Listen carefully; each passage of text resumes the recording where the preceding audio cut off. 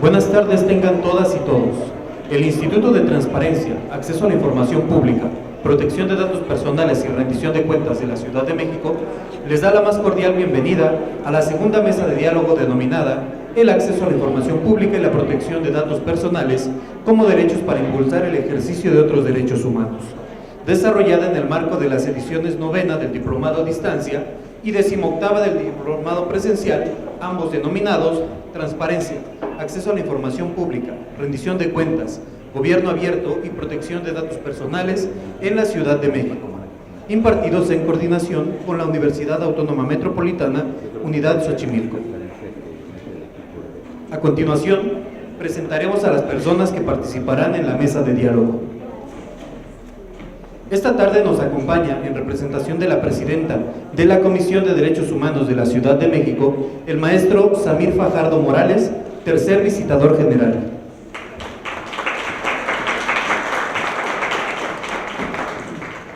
También contamos con la presencia de la maestra Blanca Lilia Ibarra Cadena, comisionada del Instituto Nacional de Transparencia, Acceso a la Información y Protección de Datos Personales.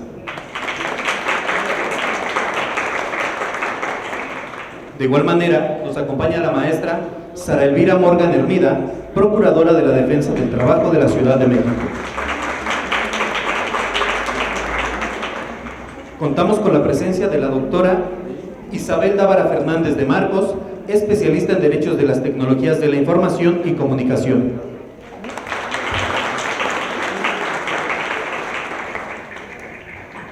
También nos acompaña el maestro Ángel Trinidad Saldívar, excomisionado del entonces Instituto Federal de Acceso a la Información y Protección de Datos y especialista en transparencia.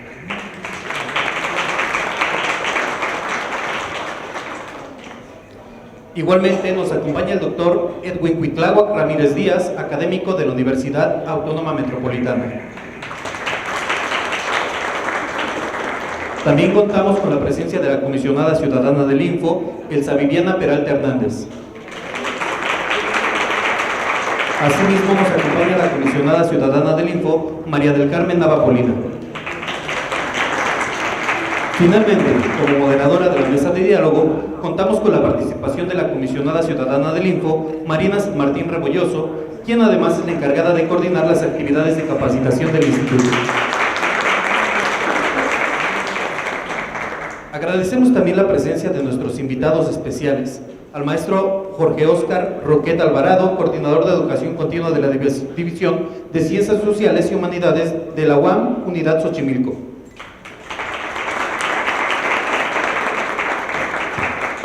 También agradecemos la presencia de la doctora Fabiola Navarro Luna, como docente en el diplomado.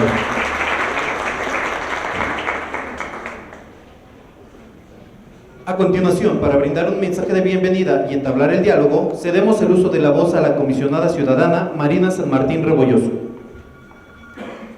Muy buenas tardes a todos, muchas gracias por venir a esta segunda mesa de diálogo que se titula El acceso a la información pública y la protección de datos personales como derechos para impulsar el ejercicio de otros derechos humanos. Primero quiero agradecer de verdad a nuestros invitados, a los ponentes que me acompañan el día de hoy. Ángel, gracias. Isabel, a mis dos compañeras comisionadas Elsa, María del Carmen, gracias. Samir, por venir en representación de la presidenta. Por favor, transmítele un saludo de parte del Info. A la comisionada Blanca Lilia, al cual además le tengo un especial cariño de lo que la conozco. A Sara Morgan también, que muy querida, la Procuradora del Trabajo, y también doctor Edwin Cuitláhuac, gracias por estar aquí.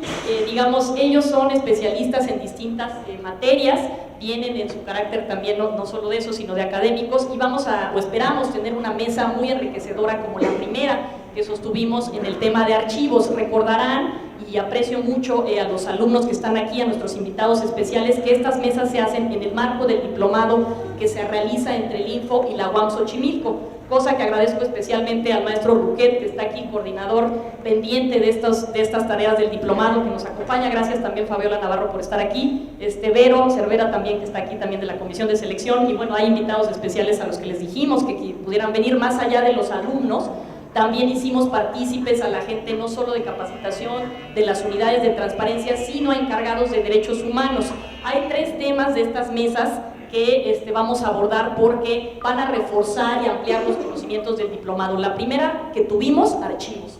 Esta segunda mesa queremos resaltar la parte de derechos humanos, siendo acceso y datos dos derechos fundamentales, cómo ayudan a que se hagan otros derechos mejor o a salvaguardar otros derechos. Son derechos llave que ayudan a potenciar, por el lado de acceso a la información, otros derechos y por el lado incluso de datos personales, a cuidar otros derechos también. Y ese es el orden en que vamos a seguir en la mesa.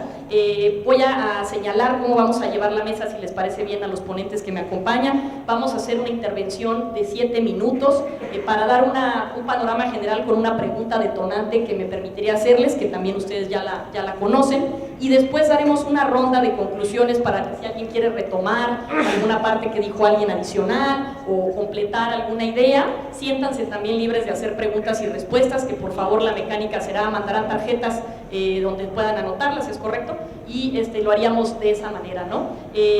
Sin más preámbulo, me gustaría dar inicio, por respeto también a los tiempos de los ponentes, a las intervenciones. Me gustaría empezar con el tercer visitador de la Comisión de Derechos Humanos, el maestro Samir Fajardo Morales.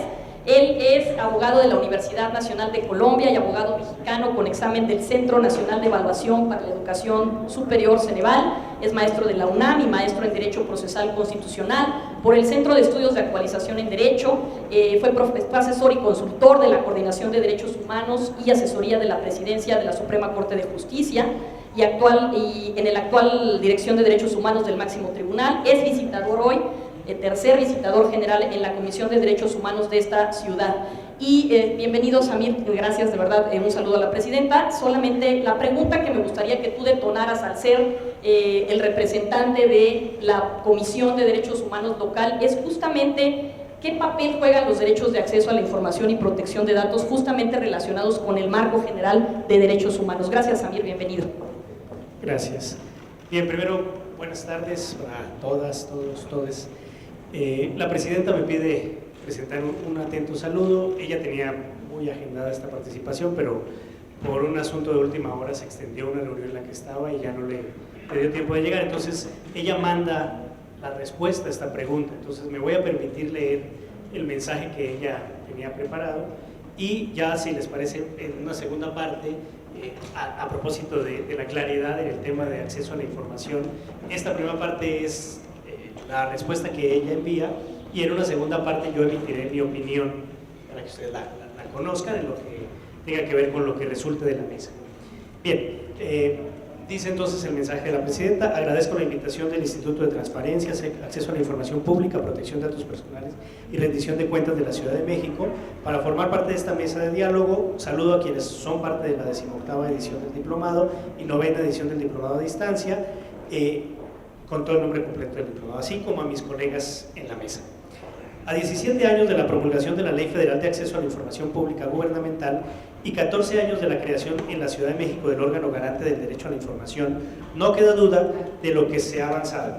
Pasamos de concebir las solicitudes de los peticionarios como solo un requerimiento a la gestión pública al pleno reconocimiento de que se trata de un derecho humano.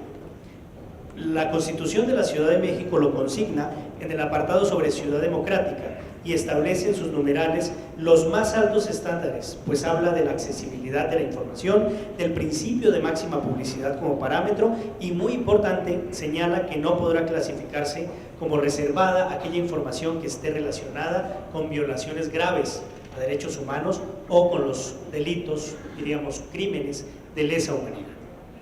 Esto ha llevado, entre otras cosas, a una mayor exigencia desde los ciudadanos y ciudadanas por acceder a información pública en temas como programas públicos, presupuestos, subsidios y beneficios sociales disponibles para la población, que definitivamente tienen que ver con la rendición de cuentas, pero al mismo tiempo son un instrumento o derecho llave para acceder a otros derechos. Cada vez más el acceso a la información va teniendo un lugar preponderante para contrarrestar situaciones de vulneración de derechos como vivienda, salud, propiedad, derecho a vivir en un medio ambiente limpio, ya que aporta elementos de control a las autoridades y también incentiva la participación activa en los procesos de toma de decisiones de ciudadanas y ciudadanos, y diríamos también de otras personas que no tengan este estatus de ciudadanía. Y sobre todo contribuye en el respeto de los derechos de los grupos más vulnerables que sufren, por ejemplo, discriminación. Ejemplos recientes de esto son, a nivel federal, la resolución del INAI en que se ordena a la Procuraduría Federal de Protección al Ambiente, la Profepa, que proporcione las actas de inspecciones y la notificación de la orden de clausura temporal parcial de las empresas, abro comillas, Mexicana de Cobre, cierro comillas, con motivo de la derrama de 3,000 litros de ácido sulfúrico en el mar de Cortés. Estamos hablando claramente de la información que guarda relación con el derecho a un medio ambiente sano, libre de contaminación. A nivel local, la resolución de agosto pasado, aquí en el Info de la Ciudad de México, para que el sistema de protección social en salud de la ciudad precise el alcance de los servicios médicos que cubre el Fondo de Protección contra Gastos Catastróficos y si atiende a personas mayores de 18 años por enfermedades, por hematopatías malignas. Hablamos entonces del derecho a la salud y encontramos ya un nivel de especificidad muy alto en las solicitudes de las personas que buscan que se respete ese derecho. Es decir, hemos avanzado en este ejercicio del derecho a la información como derecho llave de otros derechos. Información que permite claridad sobre la exigibilidad o comprobación de la vulneración de otros derechos a la que pueden acceder las personas directamente. El otro tema que nos ocupa es el de la protección de datos personales y de los datos sensibles. También señala desde la Constitución de la Ciudad de México como un derecho en el inciso E del mismo capítulo sobre Ciudad Democrática, como el derecho a la privacidad y la protección de datos personales con iguales estándares de alta calidad, fijando claramente el respeto a la privacidad individual y familiar, así como estableciendo desde ahí los derechos acceso, rectificación, cancelación y oposición. Sin embargo, este es un asunto que en la praxis todavía tiene muchos vacíos. En el caso de la Comisión de Derechos Humanos de la ciudad, acabamos de emitir una recomendación, la 09 del 2019, que señala la filtración de información en los casos de posible feminicidio. No es cosa menor la que señalamos, pues estamos hablando de revictimización, de la violación a la intimidad y a la vida privada de las personas, de las mujeres, del derecho a la seguridad jurídica, del acceso a la justicia, entre otros. De la filtración de información como nombres, direcciones, fotografías, entre otros, de datos personales sensibles. Hay que recordar y subrayar esta diferencia sobre los datos personales que permiten la identificación de una persona, tales como su nombre, dirección, localización, etc. Y los datos personales sensibles que además aportan información sobre la intimidad y que pueden, si son mal utilizados, dar pie a discriminación, porque son los que revelan aspectos como origen racial o étnico, estado de salud, presente o futuro, información genética, información biométrica, creencias religiosas, filosóficas y morales, opiniones políticas y preferencia sexual. Cuando hablamos de este tema, no hablamos de la protección de un dato, hablamos de la protección de la integridad de una persona, incluso de los elementos que conforman su identidad misma, a la que tiene derecho y puede y debe exigir salvaguarda. En la protección de datos personales está involucrado el derecho a la intimidad, el derecho a la autodeterminación informativa, es decir, que cada una de nosotras definimos hasta dónde abrimos lo que se quiere que se conozca de ese entorno íntimo o de nuestros datos personales sensibles. El derecho a la verdad, es decir, que el titular de los datos que consten en registros, archivos, bases o datos o bancos de datos, y además que la información almacenada sea veraz. El derecho a la identidad y el derecho al honor. Por ende, la protección de datos personales implica la protección de todos esos derechos. En el caso de las niñas, niños y adolescentes, se habla de un estándar reforzado de protección, pues se trata aquí de velar por el interés superior de la niñez y de la protección del derecho al libre desarrollo de la personalidad. Hay que subrayar que son pocas las leyes que establecen la articulación entre los derechos humanos y la protección de datos personales. La Ley de Víctimas de la Ciudad lo incluye como uno de los derechos de las víctimas e incorpora el derecho a la confidencialidad en el tratamiento de su información. y desde la ley general en la materia se señala que en ningún caso los datos personales pueden ser parte del concentrado de información estadística que se refiere a modalidades de asistencia, ayuda o reparación y por otro tipo de delitos o de violaciones a derechos humanos que los motiven, y obliga a los jueces al resguardo de los datos personales. Voy concluyendo. La protección de datos personales, no solo en el caso de víctimas de violaciones a derechos humanos, sino en general, debe exigir el más alto estándar de medidas de seguridad, puesto que es garante de otros derechos, y resguardaremos los factores económicos con interés particular. Las bases de datos personales que acumulan información sobre la salud de las personas, por ejemplo, son de gran interés para las aseguradoras médicas. Las regulaciones deben contener los candados necesarios para que un acto de corrupción no vulnere su protección. Señalamos que cada persona tiene derecho a conocer la información que le concierne y que consta en bases de datos o registros. Pero no solo es derecho de acceso, sino también de rectificación, cancelación y oposición. Insistimos, los derechos ARCO. Estos deben ser claros, específicos, y alrededor de ellos se deben construir los instrumentos de garantía y exigibilidad para hacerlos efectivos. Tales son, entre otros, ya más adelante los precisaré, pero concluyo esta participación poniendo el foco en el siguiente tema. Nos aproximamos ahora a una discusión en el Congreso de la Ciudad sobre la iniciativa para crear un banco de datos genéticos que permita la identificación de feminicidas y violadores. Se trata de una medida para garantizar el acceso a la justicia de cientos de mujeres, y diríamos de miles de mujeres. ¿Cómo va a salvaguardar esa base de datos? ¿Cómo se va a salvaguardar? ¿Qué mecanismos tendrá una persona para solicitar la rectificación o cancelación de su registro? ¿Qué candados podrán evitar filtraciones? Es del más alto interés social salvaguardar la seguridad de las mujeres, evitar que sigan siendo violentadas e implementar medidas que les garanticen el acceso a la justicia. También debe ser de ese mismo nivel la protección de la información que garantice la presunción de inocencia. Muchas gracias.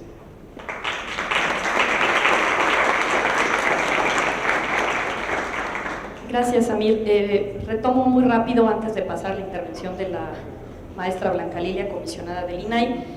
Sí, en materia de derechos humanos está este punto de violaciones graves a derechos humanos que hemos comentado ya en las propias clases del diplomado, esa facultad que se le dio al INAI para poderse pronunciar prima facie, ¿no? Ahora ya que se resolvió ese tema, y esa parte, pues digamos, ya ahora se puede, en la ley general entró como una excepción a violaciones graves, que eso no se puede reservar, más allá de que lo determine la propia comisión, ¿no?, local, o la propia comisión nacional, ya el INAI se puede pronunciar. Ese sería un punto que rescato. Y rescato dos de los asuntos de cómo es llave el acceso en tema ambiental y salud. Ha habido ahí casos a nivel también nacional, y el de aquí del Info, y adicionalmente la protección de datos también para salvaguardar otros temas como es la dignidad, la no discriminación, lo que ya también hemos visto. En el caso de los datos personales, muy importante el tema ahí, y tomar en cuenta nosotras como comisionadas lo del banco de datos genético, ¿no? Ahí este tipo de iniciativas que se promueven en el Congreso, hay que tener cuidado de que efectivamente salvaguarden dichos datos. Sin mayor preámbulo, le pediría a la maestra Blanca Lilia, comisionada del INAI, que de verdad me da gusto que esté aquí en su casa, el Info. Es licenciada ella en Ciencias de la Comunicación y licenciada en Periodismo con maestría en Administración de la Calidad de la Gestión Pública y de Gobierno y Administración. Tiene muchísimos años de experiencia laboral en medios de comunicación, fue directora general del canal de televisión del Congreso, y bueno, actualmente es comisionada del INAI, también fue comisionada en Puebla, y bueno, pues experta también en transparencia. Me gustaría, comisionada, que nos pudieras compartir, sobre todo que tú coordinas el área de vinculación, esta parte de cómo acceso a la información en particular pues ayuda o socializa y potencia otros derechos, y la parte también de ciudadanos. Muchas gracias. Muchas gracias, muy buenos días a todas y a todos ustedes. Agradezco especialmente a mi querida comisionada Marina San Martín, a las comisionadas Elsa Viviana, María del Carmen Nava, y a los comisionados que no están aquí en este momento, a todas y a todos ustedes. Realmente, bueno, la primera pregunta que me hicieron fue cómo y qué derechos se logran potenciar a partir del derecho a la información.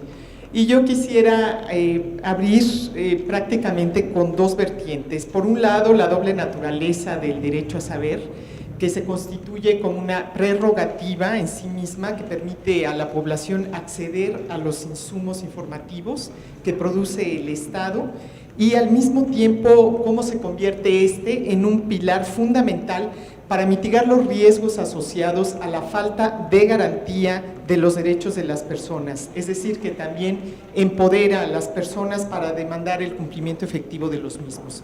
Ya lo refería un poco Samir Fajardo en términos de que es un derecho llave que permite el uso de otros derechos, y ahí yo quisiera directamente enfocarme a que no solamente potencia derechos, potencia libertades, la libertad para poder decidir que se da a partir del conocimiento pleno que nos permite el derecho a saber. Los derechos a preguntar, a expresarse libremente y a accionar otros derechos como la salud, la educación, el medio ambiente sano, por supuesto, el derecho a la justicia, exigir cuentas claras, a pedir el cumplimiento de programas de gobierno. Y en ese sentido, y ya lo refiere la comisionada Marina San Martín, la utilidad social del derecho a saber estriba en que a partir de la información adecuada y oportuna es posible incidir en la atención de las necesidades más sentidas de la población, estableciéndose una ruta directa para que las personas exijan por vías institucionales tanto sus derechos como mejores condiciones de vida. Y pondremos algunos ejemplos. Sin embargo, es necesario precisar que conocer el derecho a la información no necesariamente implica que las personas lo ejerzan o lo aprovechen. Probablemente han escuchado ustedes algunas cifras que no nos dejan del todo satisfechos. Únicamente el 5.6% de la población, de acuerdo al ENAID, ha usado el derecho a saber. Esto equivale solamente a 2.586.000 personas. Y de este grupo, únicamente el 73.3% obtuvieron la información que solicitaron. Por ello es imprescindible fomentar en los usuarios el derecho a saber algunas cuestiones básicas para este propósito: de qué manera obtener mejor información, cómo explotarla y cómo vincularla con alguna situación o problema de la vida cotidiana, para que de esta manera puedan incidir en su entorno social. Bajo este contexto es necesario señalar cómo el derecho de acceso a la información puede habilitar mecanismos de exigencia de derechos. Consideramos entonces dos vertientes: el papel del INAI y de los organismos locales, como lo es el INFO, como órganos garantes de este derecho, y desde luego el rol de la sociedad civil para incidir en los asuntos públicos. En lo que se refiere a la primera, hemos identificado algunos casos relevantes y voy a mencionar alguno de ellos. En primer lugar, se requirió a la Secretaría de Bienestar información sobre las anomalías detectadas por el gobierno respecto del programa de estancias infantiles. Ante la incompetencia declarada por el sujeto obligado, el INAI resolvió que éste sí tiene atribuciones para pronunciarse por lo solicitado, ya que se encarga de la coordinación del programa en todo el territorio nacional. Después de consultar a todas sus unidades competentes por una instrucción del INAI, la Secretaría del Bienestar puso a disposición del particular la información generada con motivo de una auditoría, en la cual la Auditoría Superior de la Federación realizó diversas recomendaciones relacionadas con la operación de las estancias infantiles, entre las que incluyó mecanismos de control para obtener información sobre las irregularidades de este programa. Sin duda, es un tema sensible por el cambio que se ha dado en las reglas de operación de las estancias infantiles de alto impacto social. En el segundo de ellos, un particular solicitó a la Secretaría de Medio Ambiente y Recursos Naturales los estudios o reportes que contengan los daños e impactos ambientales, económicos y sociales que se ocasionaron al río San Rodrigo en el estado de Coahuila para la extracción del material pétreo. Una vez que el instituto instruyó al sujeto obligado a realizar una nueva búsqueda,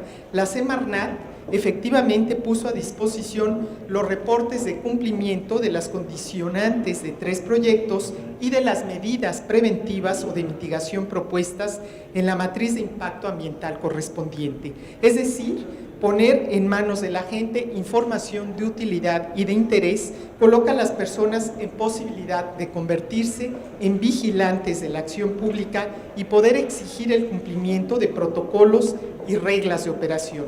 En ambos casos, el INAI fue factor para que los particulares pudieran acceder a la información relevante con relación a dos problemáticas que hemos citado. Ahora bien, la segunda vertiente en la que el derecho a saber puede habilitar mecanismos de exigencia de derechos involucra a la sociedad civil. Indiscutiblemente, la labor que realizan las organizaciones de la sociedad civil para extender el conocimiento y ejercicio del derecho a saber resulta sumamente relevante. No solamente proporciona espacios de encuentro en los que la ciudadanía impulsa la visibilidad y atención de problemas sociales que aquejan a sus comunidades. Y pondré algún ejemplo en específico. En 2015, la Casa de la Mujer Ixim Antestic comenzó un proyecto de transparencia proactiva con el objetivo de promover la apropiación del derecho a la información por parte de las mujeres de los estados de Chiapas y Tabasco, y así fortalecer su trabajo y caminar hacia la exigibilidad de otros derechos. El caso de las comunidades de Lázaro Cárdenas y Nuevo Egipto es fundamental, ya que después de un proceso de diálogo entre mujeres y hombres sobre la necesidad de contar con servicio médico disponible y de calidad, realizaron una solicitud de información pública a la Secretaría de Salud para conocer el presupuesto para el pago de médicos y medicamentos. La respuesta no tuvo desperdicio. El presupuesto existía, pero no se había ejercido en los últimos 8 años. Esto aportó herramientas a la organización comunitaria, a la exigencia de médicos y medicamentos, toda vez que los recursos estaban ahí sin haberse tocado.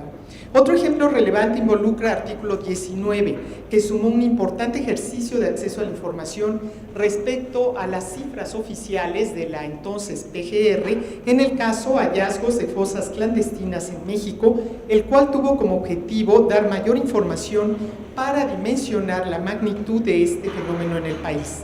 A partir de ese estudio fue posible identificar que esta problemática es recurrente en la mayoría de las entidades federativas del país, pues se presenta en 23 de ellas, así como que los reportes de fosas clandestinas que publican los medios de comunicación no son los mismos que tienen o que reportan las fiscalías, y en consecuencia todavía no hay certeza de las cifras que ofrecen las autoridades, entre otros hallazgos. A partir de estos ejemplos, concluyo ya, es necesario reconocer el relevante rol que tiene la sociedad civil como aliado estratégico para difundir y promover el derecho a saber. De ahí la pertinencia de impulsar esquemas de colaboración para que este sector cuente con vías institucionales que le permitan incidir en los procesos de toma de decisión.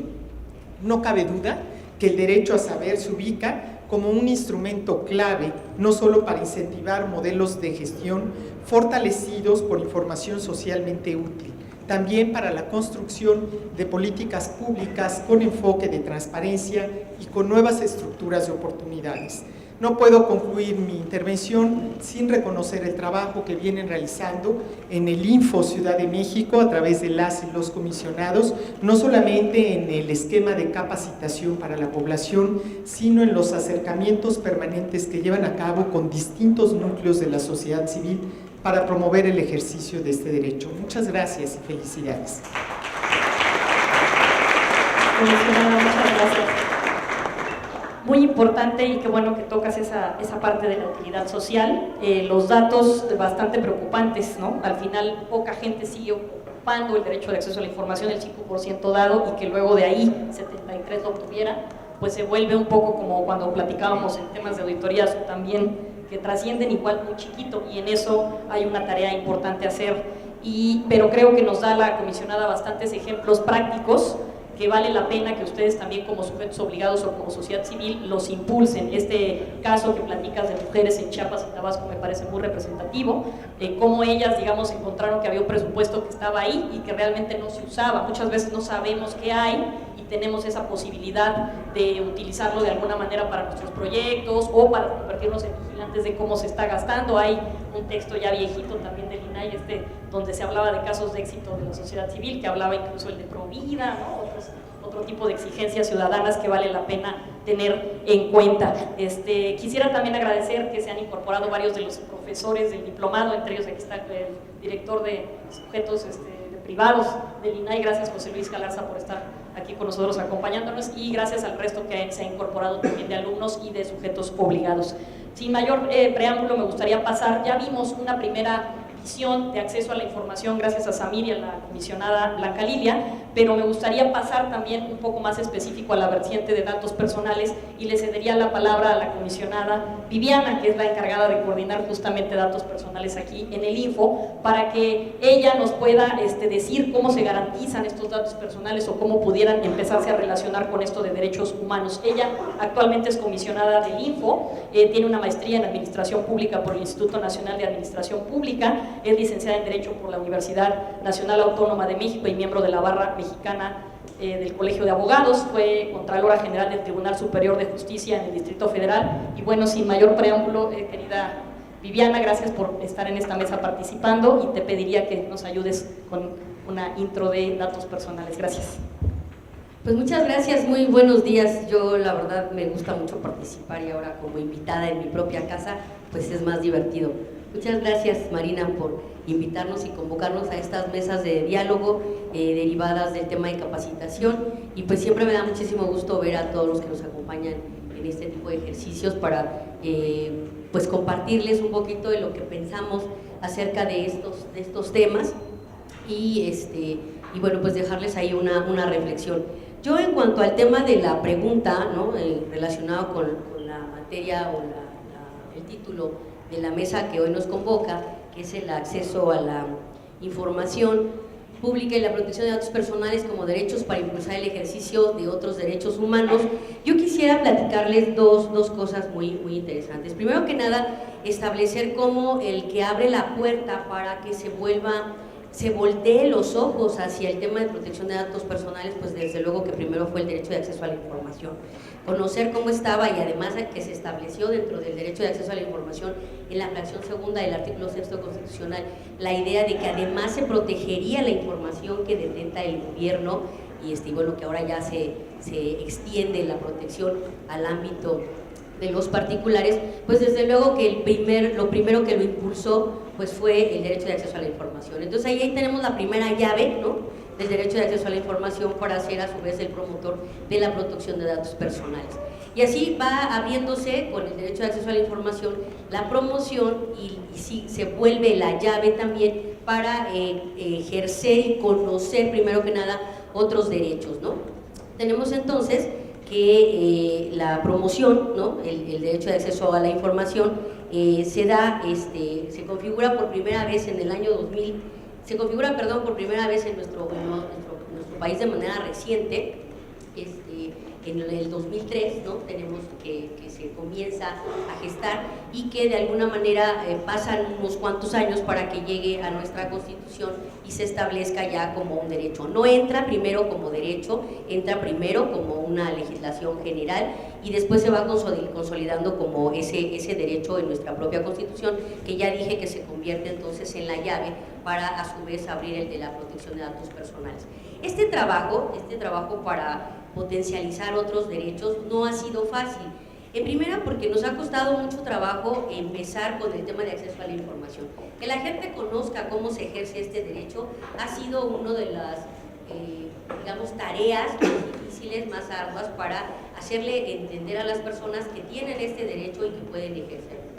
Trabajar en esto y potencializar su ejercicio no ha sido fácil. A la fecha, como ya lo dijeron quienes me precedieron, no es algo que esté impulsado, no es algo que se ejerza mucho, lo ejerce particularmente la academia, lo ejerce particularmente los periodistas, lo ejerce particularmente algún grupo social que tiene interés, pero el común de la gente no lo ha asimilado como su derecho. Por tanto, esta llave está a medio abrir. Esta llave, para poder abrir y conocer el ejercicio de otros derechos, está a medio. Entonces la gente, si no accede a la información, desconoce muchas cosas de cómo poder acceder a otros derechos. Por tanto, el tema de la protección de datos personales está todavía menos conocido y usado. Resulta que si revisamos, por ejemplo, el tema de las solicitudes de acceso a la información, nos damos cuenta que es un universo enorme, frente al universo que tiene el tema de los datos personales. La gente, para acceder a sus datos personales en función de los números, son muy pocas las solicitudes, son muy pocos inclusive los recursos que tenemos al respecto. Entonces, el primer cuestionamiento o el primer tema que tendríamos que ver aquí dentro del análisis que estamos haciendo en esta mesa es que tenemos que trabajar mucho para que se potencialice el ejercicio del derecho de acceso a la información, para que a su vez se pueda potencializar el conocimiento y generalizar en toda la población que este derecho permite a su vez conocer otros y ejercer mejor otras acciones en función de la demanda o de la defensa de otros derechos. Para mí ese sería el primer tema en función de cómo están contextualizadas estas cosas, y el siguiente tema sería trabajar en mecanismos que nos permitan que la gente lo asimile como tal, que la gente trabaje para generar este conocimiento, para generar esta apropiación de este derecho y poder defender mejor así otros derechos. La idea en un marco normativo es que debemos promocionar el ejercicio del derecho de acceso a la información, la transparencia y de la mano entonces también promocionar el tema de acceso, de protección de datos. En algunas partes estos dos ya se han separado, ¿no? En el caso, por ejemplo, de la protección de datos personales ya se maneja, inclusive hay países donde se dice que debe haber organismos que deben atender de manera independiente al acceso a la información el tema de la protección de datos personales. Yo no lo comparto esta idea, yo comparto la idea de que sí debe seguir siendo unificados de alguna manera, porque tenemos una idea, y ya lo hemos platicado en otros foros, un enfoque sistémico de las cosas. Hay que atender de manera transversal todos los temas para que estos puedan funcionar. Si no lo hacemos así y comenzamos a separar, creo yo que esa diferencia que sigue habiendo en el tema de la protección de datos personales, en potenciar el ejercicio de este derecho, se abatiría aún más. De la mano del derecho de acceso a la información se ha impulsado muchísimo el tema de la protección de datos personales y por tanto yo no lo separaría. Y no lo separaría porque también es muy importante para el gobierno tanto abrir la información como proteger la vida privada de las personas. No hacerlo hace a su vez que se vulneren otros derechos. Consideremos, por ejemplo, que en el caso de los datos personales, el acceso a la información ha servido muchísimo para potenciarlo, les decía hace rato, a través de obtener información.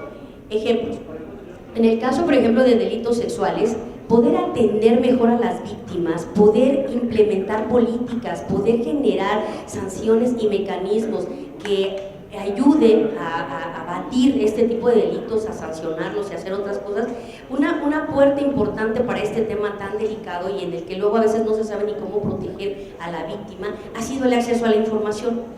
Preguntar en caso de delitos sexuales cómo se puede atender este tema, cuántos delitos hay, cómo se sentenció, cómo se integraron las averiguaciones, en fin, todo lo que se puede preguntar en el caso de los delitos sexuales ha servido para tener cifras al respecto y entonces estas cifras ayudan al gobierno a que tome decisiones, pero también a las personas las ayuda a conocer toda esta información, a saber a qué instituciones acudir, a saber a qué tienen derecho y también cómo proteger su información como víctimas en este tipo de casos. Y así les puedo poner otros muchos ejemplos. En el caso de educación, en el caso de salud, sí, aquí tengo mi alarma. En el caso de salud y demás, ¿ya ven? Cierro con esto. En el caso de salud, igual. Antes no se permitía el acceso a la información de los expedientes clínicos. Cuando se sabe que toda la información es pública y que de manera particular nosotros tenemos derecho a acceder a nuestro expediente clínico, entonces la llave se abrió otro poquito y el enfoque cambió y sirvió para que pudiéramos nosotros aprender cómo ejercer estos derechos. Es así que yo vinculo de esta manera a ambos, el acceso a la información pública y la protección de datos personales, como derechos para impulsar el ejercicio de otros derechos humanos. Pero lo principal, y lo que yo dejaría aquí mi muy breve y atropellada reflexión, porque quiero decirles muchas cosas, ¿no? Es precisamente ese tema, que tenemos que potencializar el derecho de acceso a la información y a su vez potencializar el de la protección de datos personales para que realmente se conviertan en esa llave que abra esa puerta para poder potencializar y defender otros derechos, porque actualmente no está siendo así, ¿no? Necesitamos impulsar estos dos para que realmente podamos tener un ejercicio, y más adelante comentaré otras cosas si hay oportunidad. Gracias. Gracias, comisionada Viviana. Importante ese vínculo entre uno y el otro para que se garantice más datos con lo de acceso. Ejemplo muy claro el que pusiste de bases de datos de delitos sexuales, o sea, obtiene una información, como decía la comisionada Blanca Lilia, ¿no?, para después proteger mejor también sus propios datos personales, o el caso del expediente clínico. Pasaría yo con la maestra Sara Elvia Morgan Ermita, también para ahondar un poco más en la parte de datos personales, la protección de datos personales, específicamente en el sector laboral, porque ella es la procuradora del trabajo en la ciudad. Ella es maestra en Derecho por la División de Estudios de Posgrado de la Facultad de Derecho de la Universidad Nacional Autónoma de México, certificada internacionalmente por la OIT a través del International Training Center of the ILO, espero haberlo dicho bien, en Turín, y en Migraciones Laborales y Género, diplomada en Materia Laboral y Seguridad Social por el Instituto Tecnológico Autónomo de México, y bueno, pues ahora, sin mayor preámbulo, ella es la Procuradora de Defensa del Trabajo de la ciudad. Si nos ayudas con una reflexión, Sara, respecto de esta vinculación entre estos derechos con la parte laboral. Bienvenida, gracias. Muchísimas gracias, Marina, es un honor estar contigo, con las demás comisionadas, con la comisionada federal. La verdad yo les estaba copiando sus acordeones, porque el derecho laboral entra mucho después al derecho a la acción al acceso a la información, y acabamos de entrar ahorita con la nueva reforma laboral. ¿Y por qué digo que acabamos de entrar ahorita? Bueno, el derecho laboral se divide en dos aspectos muy fundamentales, el individual y el colectivo. Creo que eso nos queda claro a los que son abogados. Y en donde estábamos muy atrasados era en el derecho colectivo, es decir, en los sindicatos. Naturalmente nosotros con esta reforma laboral creo que lo que se está tratando es de pasar del corporativismo a la democratización sindical, y ello no es gratuito. Es decir, nosotros en el derecho laboral partimos de un contexto del equilibrio de los factores de la producción, capital y trabajo, es decir, los dineros y quienes trabajan para obtener un modo de vida decente por medio de su trabajo. Y este trabajo se ha considerado a nivel mexicano como un derecho social, cosa que no existe en otras partes del mundo, como serían Estados Unidos y Canadá, donde ellos tienen otra percepción de lo del derecho laboral, que no es precisamente un derecho social. Pero nuestros principales socios comerciales pues son Estados Unidos y Canadá. Pese a que ellos no tienen un derecho laboral como nosotros lo conocemos, ellos tienen muy definido la protección a muchos de sus trabajadores mediante círculos de respeto sindical.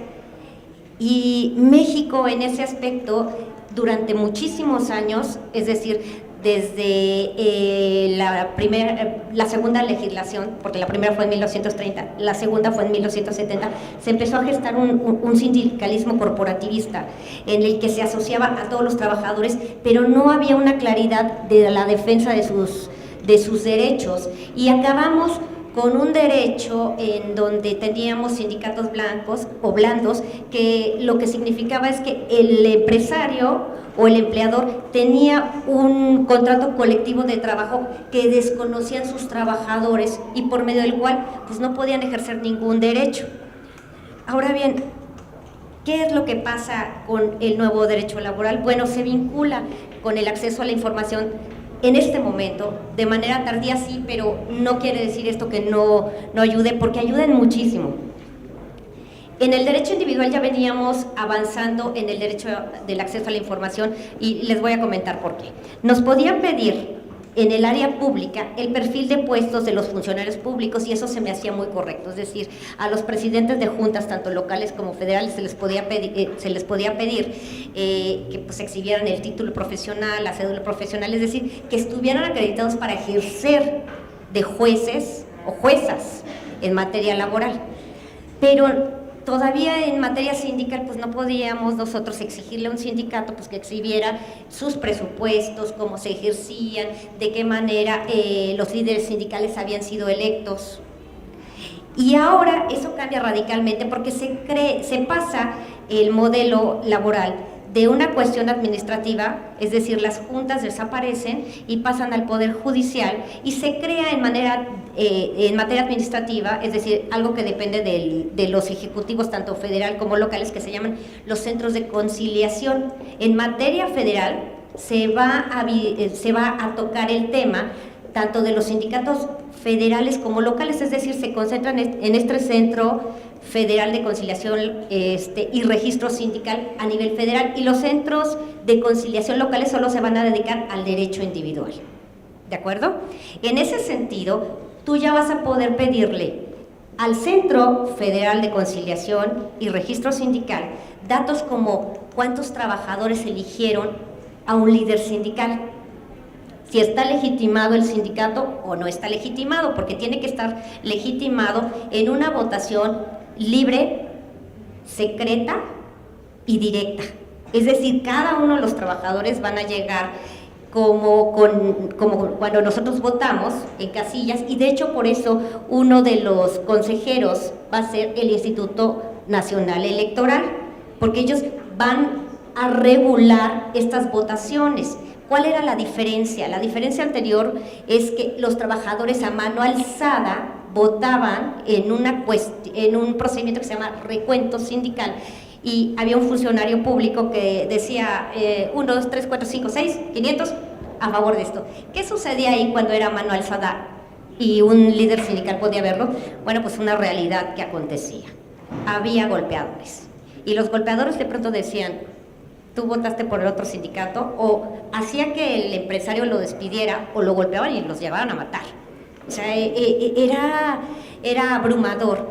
Y Estados Unidos y Canadá, y vuelvo a retomar porque es importante, exigen mediante la regulación del Tratado de Libre Comercio, el nuevo, el TEME, que no se ha firmado, por supuesto, un capítulo específico, el 23A, que dice que pues tiene que democratizar a los sindicatos, porque tanto Estados Unidos y Canadá lo consideran esto como una competencia desleal, porque ellos tienen exigencias propias para los sindicatos. Y yo quiero hacer aquí una aclaración: Estados Unidos no ha firmado los convenios internacionales de la OIT, pero tiene regulaciones sindicales. México ha firmado casi la mayoría de los más importantes, pero no era eficaz en la aplicación de estos derechos. Entonces, hay una diferencia brutal entre ser eficaz en los derechos y en la realidad, y nada más firmar un convenio sin que lo estemos aplicando. A mí creo que el acceso a la información lo que facilita es la democratización y que el derecho sea eficaz, que es lo que nos importa a todo el mundo. O sea, a todo el mundo le importa. Cuando llegaba un sindicato, estábamos pegando 10 azulejitos en un baño y decíamos: ¿cómo me cayó un sindicato? De pronto no sabíamos, y nos hacían ver que el albañil o la persona que nos estuviera trabajando decía: no, pues yo no estoy ni afiliado. O sea, pero ¿cómo llegó? ¿Cómo se entera? Y nada más era para extorsionar a una persona que estaba haciendo algo muy pequeño. O sea, no servía para regular que tuviera seguridad social un trabajador, para que estuvieran sus condiciones de trabajo firmes y que se respetaran estas. Por eso digo que lo que nos sucede es que ahora partimos del acceso a la información solo en el aspecto público, salta al derecho social, es decir, a pedirle cuentas a los sindicatos, cosa que era imposible antes de esta reforma. O tenía muchos vericuetos porque ellos no son autoridad, sí, pero ahora toda la información la va a tener reservada el Centro Federal, y va a ser posible para cualquier trabajador, trabajadora, poder accesar a estos medios por los cuales reclamar que la legitimidad se dio de manera falsa, y poder presentar amparos y poder presentar recursos que faciliten la democratización de todos estos sectores. También en materia individual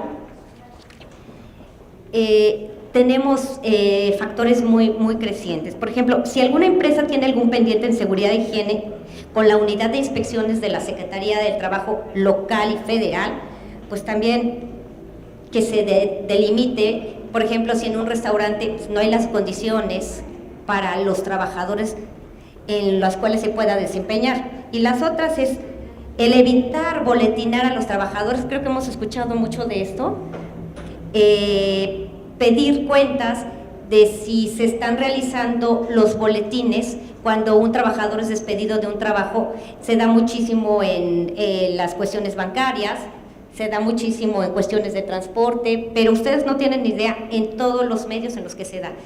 Y esto es algo de las cosas, de las muy pocas cosas que facilitarán el derecho laboral actual y que lo harán muchísimo más viable, muchísimo más democrático y mucho más eficaz. Un paréntesis, les agradezco de verdad muchísimo a pues todos ustedes de la mesa que saben absolutamente todo del INAI perdón, del acceso a la información y que nos van a guiar en este proceso porque, como ya les digo, el derecho laboral apenas está entrando. Entonces, vamos a tener que ir de la mano para todas estas cuestiones y seguir forjando un derecho firme y un derecho que les ayude a todos los ciudadanos a verificar lo que les es útil del derecho laboral. Estaba yo viendo ahí en el acordeón de la comisionada Blanca Liliana el 0.05% de sindicatos y bueno, luego me lo explicará, pero me supongo que es lo que le están requiriendo a los sindicatos. Y por último, que la verdad me voy a meter en otra cosa rapidísimo, efectivamente se agradece que el INAI pueda hacer estas recomendaciones con respecto a solicitudes de información de la contaminación del Mar de Cortés, porque yo lo que no sabía es que también las salinas que están ahí acidifican el Mar de Cortés y lo que hacen es que matan a los peces y avientan la sal de más que tienen, y eso está acabando con el acuario más importante de México. Pero eso es otro tema. Muchísimas gracias.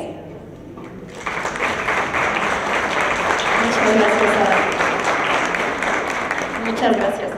Pues tú que eres experta en laboral, efectivamente, a inicio de año se hizo un foro, justo lo hizo la Procuraduría, respecto de toda la reforma laboral y cambia muchísimo de lo que estudiamos, los que estuvimos de abogados, más los nuevos, pues ya cambió completamente. Entonces, este cruce que haces me parece muy oportuno, en que vamos a poder, la reforma de sujetos obligados siendo sindicatos, eso ha sido un parteaguas, porque no lo había, y efectivamente siempre se echaban a andar a los sujetos obligados para que hicieran amparos, para no acceder a información de los sindicatos. Sí son de los más renuentes, más allá del dato que trae la comisionada también aquí a nivel local, son renuentes los sindicatos, mis compañeras lo saben, pero sí importa y es una herramienta para democratizar en general, ¿no?, procesos, y uno de ellos pues sería el de elección sindical. Entonces esos datos me parece fundamental lo que comentaste de lo que se puede acceder en estos centros de conciliación, adicional al tema de ordenar las votaciones para no ser perseguidos, porque pues tienen derechos laborales y ahora resulta que te boletinan también por ciertos comportamientos, o evitar ahí un tema de agresión. Eso también me parece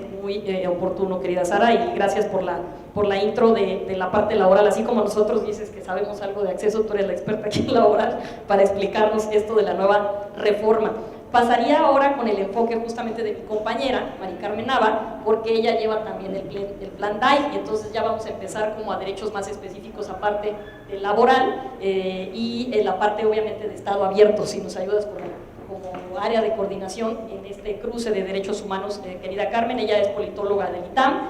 Voy a dar muy rápido tus datos porque eres comisionada de ya estás ahora aquí, pero bueno, no quería dejar de mencionar algunos. Tiene una especialidad en aplicación teórica y estadística para la creación de modelos teóricos en la ciencia política por Washington University en San Luis. Hizo estudios en el Instituto de Investigaciones Jurídicas de la UNAM, en el Instituto Nacional de Administración Pública en España. Dentro de su trayectoria profesional, pues ella se ha especializado en los temas de parlamento abierto, propiamente en el tema de todo el archivo del constituyente, pues le tocó a Carmen estar en ello, y estuvo también en la Secretaría de Gobernación. En fin, dejo a Carmen para que nos puedas orientar con la parte de Estado abierto. Gracias por además aceptar participar. Pues muchas gracias, encantada de estar aquí con ustedes. Muchas gracias por la invitación, estimada Marina. La verdad es que esta parte de coordinar el área de capacitación tiene todos sus retos y me parece que están siendo acertadamente conducidos. Muchas gracias. Bueno, yo lo que les quiero platicar es justo qué es lo que estamos haciendo en el Info de la ciudad para ir implementando distintas acciones de apertura institucional. Y en ese sentido, la primera referencia que tenemos es de la Constitución de la ciudad, justo en el artículo 3, donde establece la obligación de apertura institucional. Y de ahí se desprende justo en nuestro marco constitucional local distintas disposiciones para ser abierto, para aplicar los estándares de gobierno abierto, de parlamento abierto, incluso de apertura en justicia, de gobierno honesto, en fin, hay distintas características que nos hace todavía mucho más exigible el estado de apertura en la Ciudad de México. Y estamos trabajando en 4 pistas, de hecho resumimos en una infografía que ustedes pueden tener en su pantalla, qué es lo que estamos trabajando justo con el plan de derecho de acceso a la información, de acciones de estado abierto. Nos enfocamos sobre todo justo con la perspectiva de derechos humanos. Estamos trabajando a través de 3 grupos principalmente, de adultos mayores, de niñez, de mujeres en reclusión y reinserción, porque estamos partiendo de la premisa, bueno, de la realidad más bien, de que hay un crecimiento sostenido de la población de adultos mayores. Hay más de 10 millones de adultos mayores en México y la ciudad tiene más de 1 millón de ellos. Para 2030 será más del 20% de la población en la ciudad, lo cual queremos justo empezar por ello a trabajar desde el Info en la ciudad para poder tener el acceso a la información en necesidades específicas y muy concretas de personas adultos mayores, porque tienen otros requerimientos, inclusive lo que tienen a mano de accesibilidad, de conectividad es muy diferente. En fin, o sea, estamos buscando potencializar y ayudar sobre todo en ser eco de las necesidades de este grupo de población. La otra es de mujeres en reclusión y reinserción, y en este sentido estamos hablando que tenemos más de 1,350 mujeres en el caso de la Ciudad de México, y en el centro de Santa Marta, Catitla, está prácticamente toda 1,205 mujeres. Y en el caso de niñas y niños tenemos son 2 millones en el caso de la Ciudad de México, que son menores de 14 años, y la idea es enfocar igual el acceso a la información con distintas dinámicas de acuerdo al margen de edad que están los distintos niñas y niños, si es primaria baja, si es primaria alta.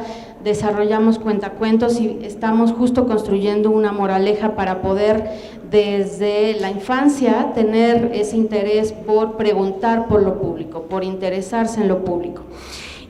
Digamos, otra de las líneas que estamos desarrollando también son distintas mesas de espacios abiertos, y ahí hemos venido trabajando, tocando temas que aquí de hecho se han comentado, como el salud en mujeres, como justicia abierta, periodismo de investigación.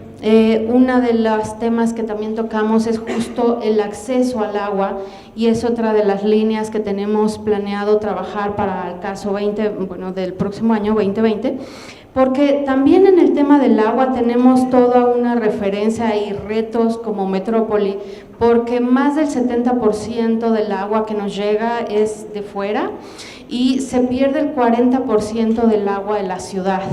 Más de 20% de la población que vivimos aquí no tenemos acceso al agua potable. Entonces sí hay todo un tema en qué tanta información hay para tomar la decisión, la toma de decisiones, para planear la ciudad, qué tanta ejercicios de sustentabilidad hay, y me parece que aquí lo que nos estamos ocupando es de ir viendo qué tanta información tenemos, qué tanto necesitamos construir. Y otro de los temas es la reconstrucción.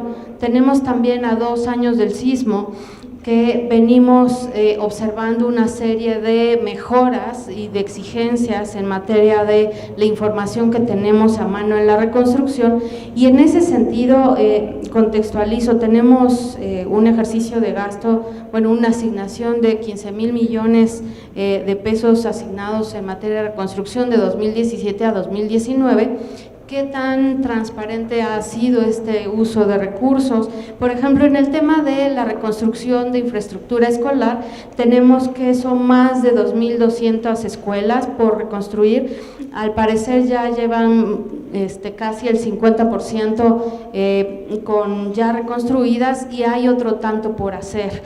Entonces, lo que buscamos justo desde el Info de la Ciudad y a través de la apertura institucional es ver qué tanta información tenemos en las necesidades más apremiantes. En el caso, por ejemplo, y regreso a los adultos mayores, qué tantos cuidados hay, qué tanto acceso a medicamentos tienen.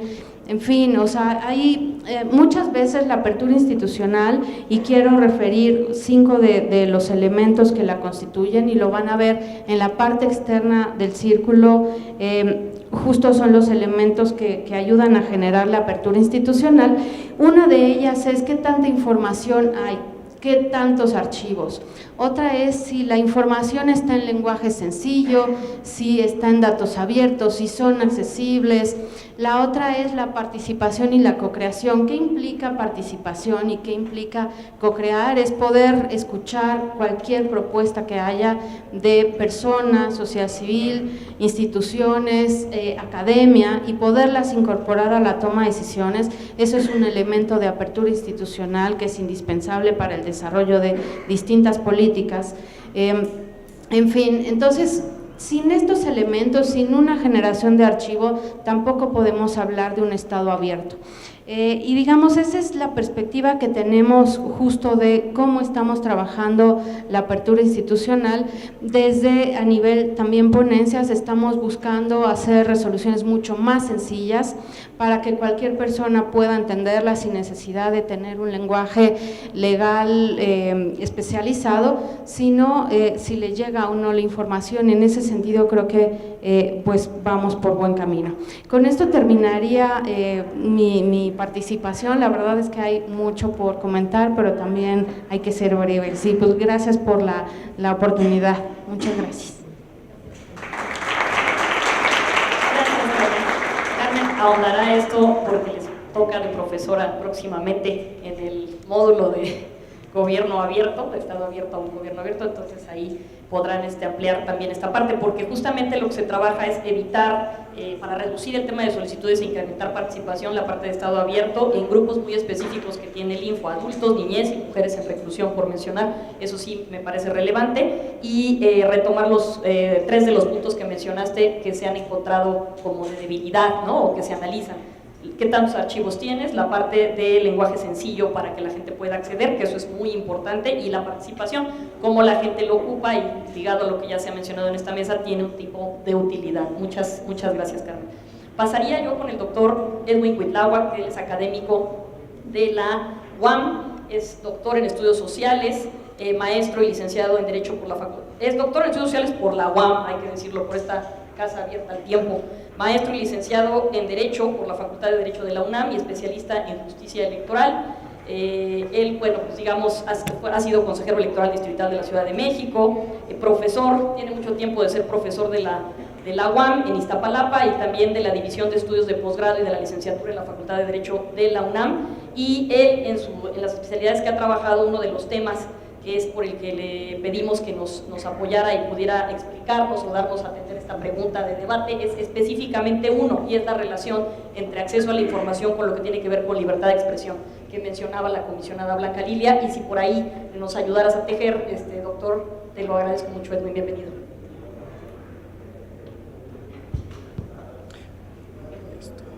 Muchas gracias, comisionada. Saludos a todas las comisionadas, a los integrantes de la mesa, al público en general. Bueno, la pregunta que a mí me correspondió detonar es esa interrelación que existe entre el derecho a la información y su correlación con la libertad de expresión. Haría una visión un tanto regional en América Latina, lo iré entrelazando con México y pondré como piedra central no solo la relación entre estos dos derechos, sino el grado de democraticidad o la democracia en medio de estos dos derechos. A ver, el Sistema Interamericano de Protección de Derechos Humanos ha sido una gran guía para los estados en la región. a través de los distintos casos que ha conocido, opiniones consultivas que ha generado sobre el tema de libertad de expresión. En estos casos, la Corte Interamericana de Derechos Humanos ha expresado los alcances que se establecen en el propio artículo 13 de la Convención Americana sobre Derechos Humanos, que es el artículo rector, digamos, y que todos los que estamos en él somos familiarizados con este artículo de manera permanente. Y en esta jurisprudencia que ha generado la Corte Interamericana, ha señalado que la libertad de expresión es piedra angular en una sociedad democrática. De ahí se forma la opinión pública y señala la propia Corte Interamericana que una sociedad no es plenamente libre si no está bien informada. Entonces, esos serían los elementos fundamentales. ¿Qué es lo que tenemos entonces dentro de los criterios de Corte Interamericana de Derechos Humanos? Primero, para que pueda existir una sociedad democrática, tenemos que tener como uno de los pilares la libertad de expresión. La libertad de expresión genera opinión pública, la opinión pública es o se ancla en el derecho de acceso a la información, que tiene que ver con buscar y recibir información, y la Corte Interamericana lo ha manejado en dos vertientes, en la vertiente individual y en la vertiente social. Y me centraré específicamente a la parte de la vertiente social y su correlación con el elemento democrático. Es decir, entonces, parte de la idea de la Corte Interamericana de Derechos Humanos es que el control democrático por parte de la sociedad se hace a través de la opinión pública. Esa opinión pública hace que se fomente la transparencia en las actividades de los entes públicos y que exista una responsabilidad sobre la gestión pública por parte de esos servidores públicos. Bajo esa situación, ahora me anclaría a la visión de Robert Dahl sobre la democracia. Y Robert Dahl señala que para que se pueda configurar una real democracia, hay ciertas nociones institucionales. Una de esas nociones institucionales, para que se pueda aceptar o se pueda medir la calidad de la democracia, tiene que ver con la libertad de expresión. Bajo ese sentido, entonces, tendríamos lo siguiente en los países de América Latina, digamos de mayor o menor medida, y en México en lo particular. ¿Qué es lo que tenemos? Un sistema normativo, desde la Constitución, las normas generales, las normas federales, dependiendo la forma de organización política, donde se garantizan estos derechos. Tenemos un andamiaje institucional, ya sea de manera autónoma, dentro del propio gobierno, etcétera, que favorece, que va encaminado, que protege estos derechos. Y los ciudadanos tienen la oportunidad de ejercer estos derechos, tanto de libertad de expresión como derecho de acceso a la información. Sin embargo, parece ser que esto no es suficiente y que algo está fallando en el contexto latinoamericano.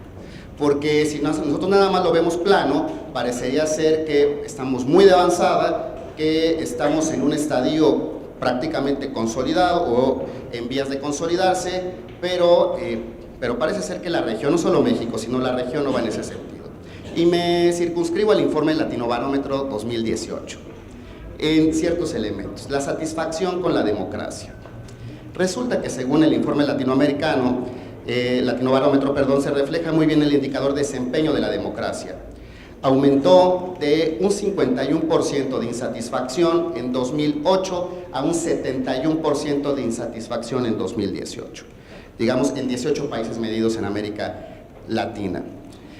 La satisfacción con la democracia disminuye constantemente en un 44% en 2008 hasta un 24% en 2018. En ningún país de la región, y es lo que señala el informe Latinobarómetro, hay una mayoría satisfecha con la democracia en cada uno de los estados. Uruguay, Costa Rica, Chile tienen índices de 40 y tanto %. Habría que ver en el informe del siguiente año, por ejemplo, en los casos de Chile. ¿Cuál es otra percepción de las personas? La percepción es de que se gobierna para unos cuantos. Y aquí destacaría el ejemplo mexicano. En Brasil se tiene un 90% y en México un 88% de la percepción de que se está gobernando solo para unos cuantos. Vean los niveles de los que estamos hablando, 90% y 88%. Y nos vamos a la aprobación del gobierno. ¿Cuál es la característica de los gobiernos en América Latina? La baja aprobación. Y la baja aprobación de los gobiernos tiene un elemento indispensable con la calidad de la democracia.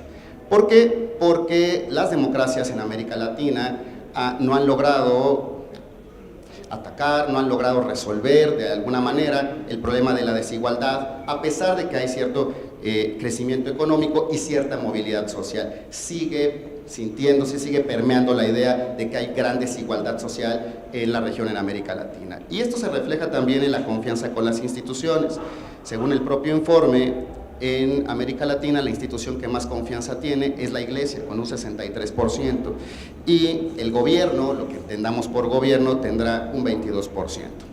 Bueno, Freedom House también en sus distintos documentos que genera, señala que en los últimos 13 años ha habido un descenso sistemático del derecho a la libertad de expresión.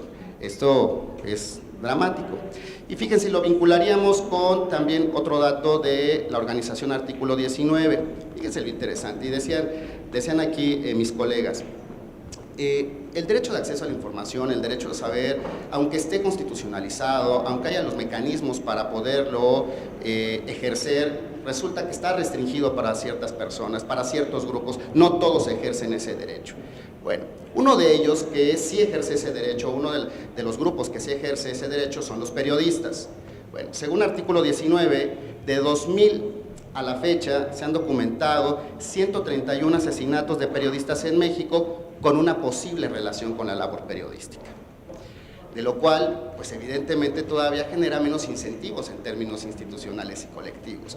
Alguien que sí pregunta, alguien que sí realiza estas peticiones de derecho de acceso, resulta que es muy peligrosa la actividad del periodismo en México. Finalizaría con la idea de O'Donnell sobre la democraticidad, y señala que ninguna institución del Estado puede escapar al control de la legalidad. Este control debe ser homogéneo en todo el Estado y se debe aplicar de manera universal. Las instituciones son más o menos democráticas según el grado de su reconocimiento de los derechos. Como conclusión, que es lo que diríamos, en América Latina se presenta una paradoja. Algunos logros, muchas promesas y estados débiles para sustentar y expandir la democracia, para ser garantes de estos derechos, la libertad de expresión y el acceso a la información. En conclusión, son democracias deficitarias. Gracias.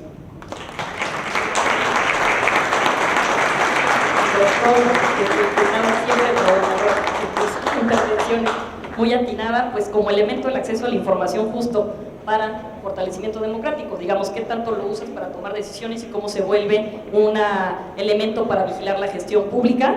Los datos que das, aunque sean de percepción, digamos, en satisfacción o en desempeño de la democracia y en aprobación gubernamental, pues son terribles, dado que la Iglesia nos supera. Decía aquí la comisionada Blanca que antes estaban los médicos, yo creo ya ni eso estábamos comentando aquí, un poco en corto. Y bueno, pues el tema de la paradoja de qué tanto en la parte de libertad de prensa es cierto, a nivel sobre todo nacional, los periodistas ocupan mucho más el elemento, el instrumento. Aquí hemos tenido talleres de periodistas también, y obviamente para que haya un tema de utilidad social y puedan, dado que son generadores de opinión pública, mientras más informados estemos, la toma de decisiones tendría una mejor base. Muchas gracias, doctor Edwin Huitlahua. Pasaría con el maestro Ángel Trinidad Saldívar, que no los estamos dejando al final, sino porque la parte son con grupos específicos. Muchas gracias, Ángel, por estar aquí. De verdad le tengo un reconocimiento y aprecio especial que él sabe. Él es licenciado en Derecho por la UNAM, con especialidad en Finanzas Públicas en la unidad de posgrado de la UNAM. Tiene maestría en Administración y Gobierno de la Benemérita Universidad Autónoma de Puebla. Él fue comisionado del INAI, IFAI-INAI en su tiempo. Fue antes secretario también ejecutivo del mismo. También secretario técnico de la COMAIP, esta organización que agrupaba los distintos entes, órganos garantes.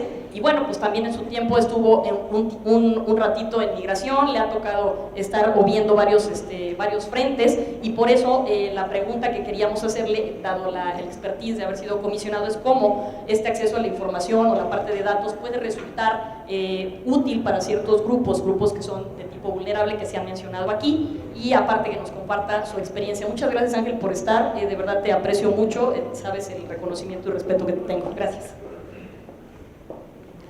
Muchas gracias, en primer lugar, al InfoDF por la invitación y particularmente a la comisionada Marina San Martín, y gracias a todos ustedes por acompañarnos. Primero, creo que vale la pena mencionar que quizá los dos temas que generan más tensión al derecho de acceso a la información son las declaraciones de seguridad nacional por un lado y por el otro lado el tema de datos personales. Son quizá, y alguien diría las inexistencias, pero a mí en lo personal creo que son dos temas que tensan mucho este derecho de acceso a la información. Ahora, ¿cómo se entrelazan o entremezclan estos dos derechos, el de acceso a la información y el de protección de datos personales, con los digamos, grupos vulnerables? Yo me enfocaría particularmente en un tema, y ese tema se llama programas sociales, y ese tema de programas sociales tiene que ver con padrones de beneficiarios. En España hace muchos años, por ahí cuando empezaba el IFAI, estaban sorprendidos de que la ley mexicana dijera que los nombres de los que estaban inscritos en los padrones de beneficiarios fueran públicos, porque era una manera muy sencilla. Generalmente los padrones de beneficiarios de programas sociales, pues es gente de escasos recursos, era una manera de identificarlos, y esto ya los, digamos, los etiquetaba. El problema es que si aquí en México no se hacían públicos, se prestaban estos padrones, o se prestan para muchas tergiversaciones que van en perjuicio de los pocos recursos económicos que tienen que destinarse a esos grupos vulnerables. En ese sentido, habría que tomar muy en cuenta lo que decía un autor, Dieter Nolle, que decía: el contexto hace la diferencia. En España, qué bueno que no los hagan públicos; en México era necesarísimo hacerlos públicos. Es más, gracias a que se empezaron a hacer públicos los padrones de beneficiarios, fue que de pronto nos dimos cuenta de que pues había, por ejemplo, en los programas sociales de Procampo, que había secretarios de Estado, secretarios y altos directivos que estaban en esos padrones de beneficiarios recibiendo recursos, pues porque además de ser secretarios o subsecretarios o altos funcionarios, pues también eran rancheros, ¿no? Entonces, hombre, pues si tengo derecho a que me den por cada hectárea X cantidad, pues ¿por qué la voy a dejar de percibir? Obviamente, en el momento en el que esto se hizo público y muchos medios lo publicitaron, pues algunos de ellos tuvieron, digamos, la dignidad de empezar a rechazarlos. El tema de los padrones de beneficiarios es muy complicado. Déjenme darles unos datos de un par de estudios. Uno de ellos lo hizo un centro de estudios sociales de la Cámara de Diputados hace pocos años, y el otro, el Consejo Nacional de Evaluación de la Política de Desarrollo Social, el Coneval. Fíjense nada más, voy a leer entre comillas. Dice la Cámara de Diputados, o dijo: no se sabe con precisión cuántos programas sociales hay en el país, ¿no? De entrada. Ellos, bueno, por otro lado, el Coneval detectó que había, según ellos, más de 5,000 padrones de beneficiarios, 5,000 programas sociales. Sin embargo, otra institución detectaba solamente alrededor de 2,000. El hecho de que ni siquiera sepamos cuántos programas sociales hay es que no tenemos claridad de a cuánta gente en realidad estamos beneficiando. Si sí estamos beneficiando a quienes lo necesitan, a quienes lo requieren, o se usa, que por desgracia muchas veces así se usa, como clientelismo político. Dicen estos estudios, por ejemplo, de nuevo entrecomillado: en los padrones de beneficiarios hay discrecionalidad en la asignación de los recursos y en los procesos de selección de los beneficiarios. Muchas veces es tu voto a cambio de la inscripción en el programa social que sea, ¿no? Llámese Liconsa o llámese como sea, en el entendido de que en esta administración han desaparecido muchos programas sociales, pero hay otros que los han sustituido. En esos estudios, en este de la Cámara de Diputados y del Coneval, también se dijo que no existía una política social integral, lo cual es producto de la fragmentación y la falta de coordinación de programas sociales. Generalmente, cuando se habla de programas sociales, uno piensa en los programas sociales del gobierno federal y se nos olvida que la mayoría de los estados de la República, si no es que todos, también tienen sus programas de beneficios, programas sociales y por supuesto sus padrones de beneficiarios. ¿Esto qué implica? Que en muchas ocasiones hay duplicidad de los beneficiarios en estos programas sociales.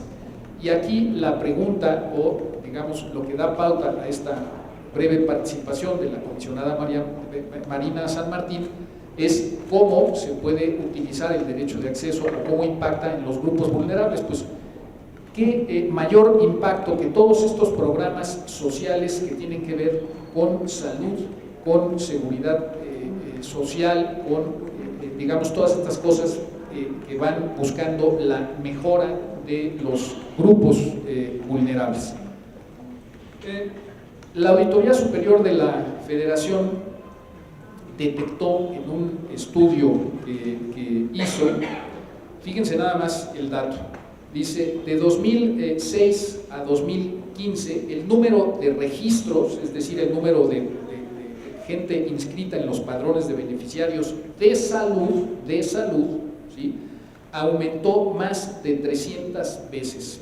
Si en 2006 había 47,000 personas registradas en estos programas de salud, para 2015 había más de 15 millones de personas. Dice la auditoría, esta afiliación representa que hubo, o encontró la auditoría que hubo duplicidad en estos padrones de seguridad social. ¿Esto qué significó? Pues por un lado, un costo de alrededor de 37,000 millones de pesos, dadas estas duplicidades, es decir, gente que además de que estaba en el Seguro Social o en el ISSSTE, estaba en algún otro programa social. ¿Esto qué significa? Por cada persona repetida en un padrón de beneficiarios, por ejemplo en este caso de salud, pues hay una persona que no puede acceder a ese programa de beneficiarios. Entonces, yo aquí le dejo, justo en este momento va a sonar mi temporizador y pues sin más agradecer que nos hayan invitado a esta mesa. Como ustedes podrán ver, una mayoría de mujeres, aplastante, y somos tres nada más porque la presidenta no nos pudo acompañar, porque si no, mi querido Edwin, estaríamos aquí en los extremos defendiéndonos. Muchísimas gracias por su atención, muy buenos días.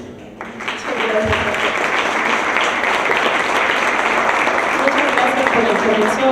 Me parece que en el tema que tocaste de programas sociales era clave, gracias por traerlo, porque efectivamente ahí abarca una serie de derechos, ¿no? Temas de salud, temas de estancias para apoyos a las madres solteras, en fin, involucra mucho de datos personales y mucho de acceso, y la falta de control de no tener un padrón único incluso de beneficiarios, del cual el maestro Trinidad ahí tiene un artículo también de eso, pues es un problema que además genera adicional problemas de corrupción. Entonces ahí hay toda una gama a explorar. Quisiera yo pasar a la última intervención y luego hacer una ronda rápida para cierre de 2 minutos cada uno, a la doctora Isabel Tavara.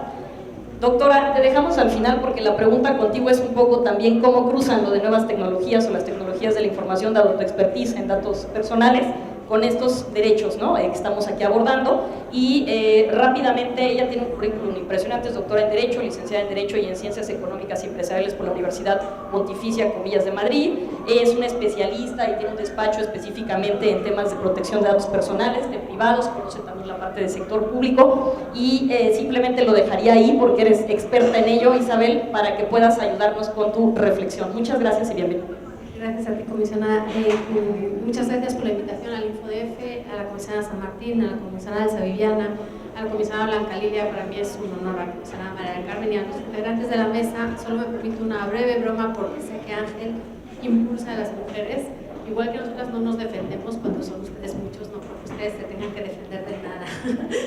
Estaríamos todos aquí haciendo equipo, pero sí es cierto que que los cambios son importantes, no estamos enfrentados o no deberíamos, ¿no? A mí me hicieron el favor la comisionada de pasarme 2 preguntas concretas. Yo voy a contestarlas muy rápidamente por respeto a su tiempo y al de la mesa. La primera es: una sociedad cada vez más conectada, ¿de qué manera el ejercicio de los derechos humanos se potencia con el uso de las tecnologías de la información? Pues el verbo potenciar es la clave. Fíjense, hace muchísimo tiempo, cuando empezaron estas legislaciones en Europa, en algunas constituciones se legislaba de esta manera: la ley limitará el uso de la informática para que no ataque a la intimidad personal. Se planteaba así, en vez de decir, bueno, regularemos el uso de las tecnologías de información en relación con la vida privada y con la intimidad, se decía para que no resulte dañino, para que no, por el potencial daño que tenía la informática, la irrupción de la tecnología en el tratamiento de usos de datos personales. Pero a la vez, quiero decir, hay algunos usos que pueden ser nocivos, pero a la vez ustedes lo van a entender en cuanto lo diga, porque es algo que sentimos más que entendemos o que conocemos, que es que todo lo que hacemos hoy en día en Internet respecto de nosotros es protección de datos personales. Lo que pasa es que nos hemos metido en el uso de las tecnologías de la información y las comunicaciones sin saber un poco cómo usarlas o cómo protegernos, o qué tendríamos que hacer para que no resultar. Claro, tiene una doble vertiente, ¿no? Y que estaban mencionando antes las comisionadas y Ángel, ¿no? Evidentemente todo el tema, por ejemplo, ¿no?, de seguridad nacional o de incluso videovigilancia, ¿no?, o de vigilancia por medios de tecnología, ¿no? Cuando uno está, ¿cuál es la clave del potencial uso de las tecnologías de información en derechos humanos? Es precisamente eso que experimentamos todo el día, en el que la democracia participativa hoy en día se ha hecho factible y se ha hecho presente, y cada uno de nosotros podemos opinar a través de redes sociales y tenemos un mayor acceso a la justicia, por lo tanto, a la justicia o a los medios públicos, y por lo tanto en realidad se concreta de manera mucho más plausible y de manera mucho más importante este ejercicio de cada uno de los derechos humanos individual, ¿no? Entonces, ¿cuál es la potencia? ¿Cómo se potencia por medio de las tecnologías? Evidentemente podemos hablar muchísimo de un montón de cosas que se están dando ya en el tratamiento de datos personales, como pueden ser los tratamientos de Big Data o los tratamientos mediante inteligencia artificial. Pero sin irnos a eso, el hecho de que podamos ejercer cada uno de nosotros nuestros derechos por medios electrónicos, por ejemplo, habla de un mayor acercamiento territorial, ¿no? Que podamos ejercer todos los derechos de acceso a la información o de datos personales que tutelan los organismos garantes a nivel local, como el InfoDF, o a nivel federal, como el INAI. Al final del día lo que hace es que yo puedo estar sufriendo un tratamiento ilícito de mis datos personales en una entidad federativa y no tengo que venir al DF, ¿no?, a ejercer mis derechos, y me van a tutelar y me van. Entonces, ¿qué es lo que necesitamos en México? ¿Qué es lo que va a hacer la gran diferencia en cuanto a desarrollo y participación ciudadana en el entorno público y en privado? La construcción de una identidad digital pública, un documento nacional de identidad que nos permita ser sujetos de estos derechos y de estas obligaciones que, ¿no?, por ejemplo, los ejemplos que está poniendo Ángel, ¿no? Pues al final del día, para ser sujeto de estos derechos que te da el Estado y poder probar que no hay duplicidades o que no hago trampas o que no pongo a mi abuelito que ya falleció, al final, si tuviéramos una identidad digital ciudadana fuerte y robusta, que al final del día solo son datos personales. Es decir, cuando yo hablo de una identidad ciudadana, pues al final del día solo son tratamientos de datos personales, ¿no? Y por eso, y las consecuencias en el momento y posteriormente son altamente relevantes, ¿no? Entonces, ¿cuál es la potencialidad? La potencialidad es toda, porque además se nos hace ya cada vez más cómodo, ¿no?, cada vez más normal. Antes teníamos cierta reticencia a utilizar las aplicaciones, ya sea en el sector público o en el sector privado. Ahora no, nos bajamos aplicaciones casi a diario y estamos cómodos en el entorno, sin preguntarnos muchas veces cuáles son las consecuencias en cuanto al tratamiento de datos personales, ¿no? Yo ahí les dejo un tip: cada vez que su aplicación pregunte si les da permiso para algo, esto quiere decir que su aplicación no necesita esos datos para continuar. Ustedes pueden ponerla y a lo mejor la aplicación va a funcionar mejor o a lo mejor va a darle otros servicios, pero el centro de esa aplicación no necesita los datos personales, esa información que les está pidiendo para funcionar. A lo mejor va a funcionar peor, a lo mejor la herramienta de búsqueda va a ser menos precisa, pero va a funcionar. Lo que pasa es que nosotros cuando nos instalamos la aplicación, ¿no?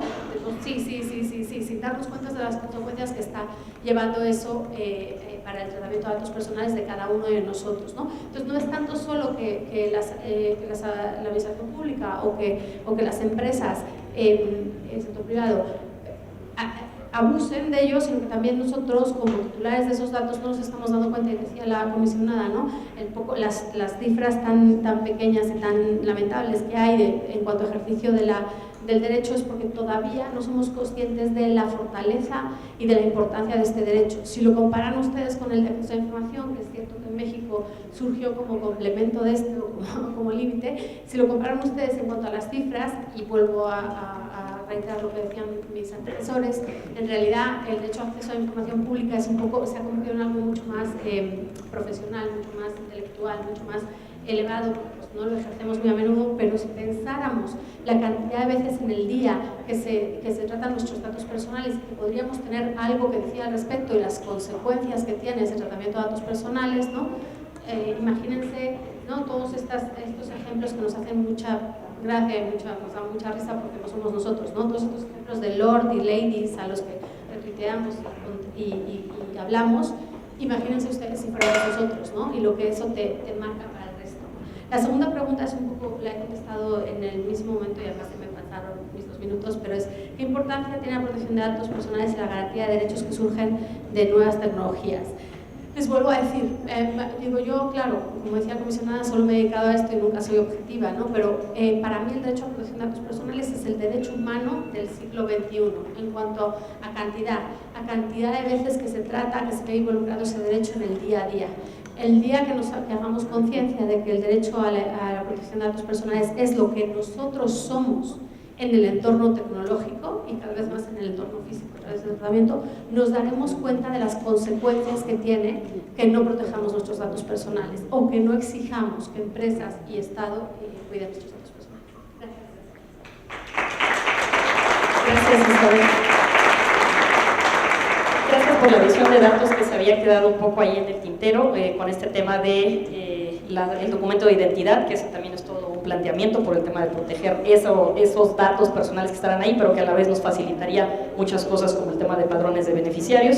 Y efectivamente sí, o sea, digamos, gracias por el tip también de las aplicaciones, que eso muchas veces no lo ignoramos y es un derecho que nos pega exactamente en nuestra esfera inmediata. Si no hay, si me pasarían, si alguien tiene alguna pregunta, pásenla. Haría una última ronda solo que les pediría de 2 minutos de un mensaje final a cada uno. Iniciaría, si no le importa que ya lo consensé aquí con Samir, con la comisionada Blanca Lilia, porque se tiene que retirar muy rápidamente, con un cierre, querida Blanca, para poder dar un mensaje final, dado esta mesa y todas las cosas que se han escuchado. Muchas gracias. Muchas gracias. Bueno, pues ha sido muy completo, realmente observando la exposición de cada uno y cada una de ustedes. Ha quedado muy completo, digamos, el alcance que tiene el derecho a saber. Yo simplemente concluiría diciendo que si aspiramos a tener gobiernos más eficientes y honestos, si aspiramos a tener menos corrupción, si deseamos tener una sociedad más justa, si queremos ejercer todos nuestros derechos ciudadanos y si aspiramos a tener una participación activa en los asuntos públicos, creo que el derecho a saber, el derecho a acceder a la información pública es un medio para lograrlo. Y ustedes aquí en la Ciudad de México creo que tienen esta gran oportunidad, además de ser la capital del país, creo yo que a través de ustedes se puede multiplicar este derecho. Para quienes venimos de las entidades federativas, siempre hemos encontrado que en la Ciudad de México la población tiene mayor conocimiento de sus derechos sociales, de sus derechos políticos, y qué bueno que sigan ustedes ejerciendo esto. A través del Info de la Ciudad de México, ustedes pueden participar en las múltiples actividades que tienen, socializar el derecho y ayudar a otros y a otras, ya sea desde el ámbito de lo público, quienes son servidores públicos, desde las organizaciones de la sociedad civil, o bien desde su ámbito más privado. Creo que es importante que logremos multiplicar los efectos positivos que tiene tener mayor conocimiento de lo que sucede a nuestro alrededor y exigir mejores cuentas a nuestras autoridades. No puede haber rendición de cuentas si no hay información, no puede haber buenas decisiones si no hay conocimiento, y el derecho a saber es la llave. Muchísimas gracias y felicidades. Muchas gracias. Pasaríamos ahora sí, regreso contigo, querido Samir, si nos das una conclusión de 2 minutos ya con tus impresiones. Muchas gracias. Muy bien. Mil gracias, querida Marina. Bien, yo concluiría con 3 desafíos que creo que vale la pena poner sobre la mesa, y no quiere decir que sean ni los más importantes ni los únicos, pero me parece que por el contexto de la discusión son los 3 que podemos enfatizar. Uno, el uso de la información pública y el foco de rendición de cuentas y el alcance y la relevancia de la información pública tienen una herramienta metodológica que desde los derechos humanos ha venido ganando mucha fuerza, y me refiero al tema de los indicadores. Sin información pública no hay buenos indicadores, y sin buenos indicadores no hay progresividad y mejora en la garantía efectiva de los derechos.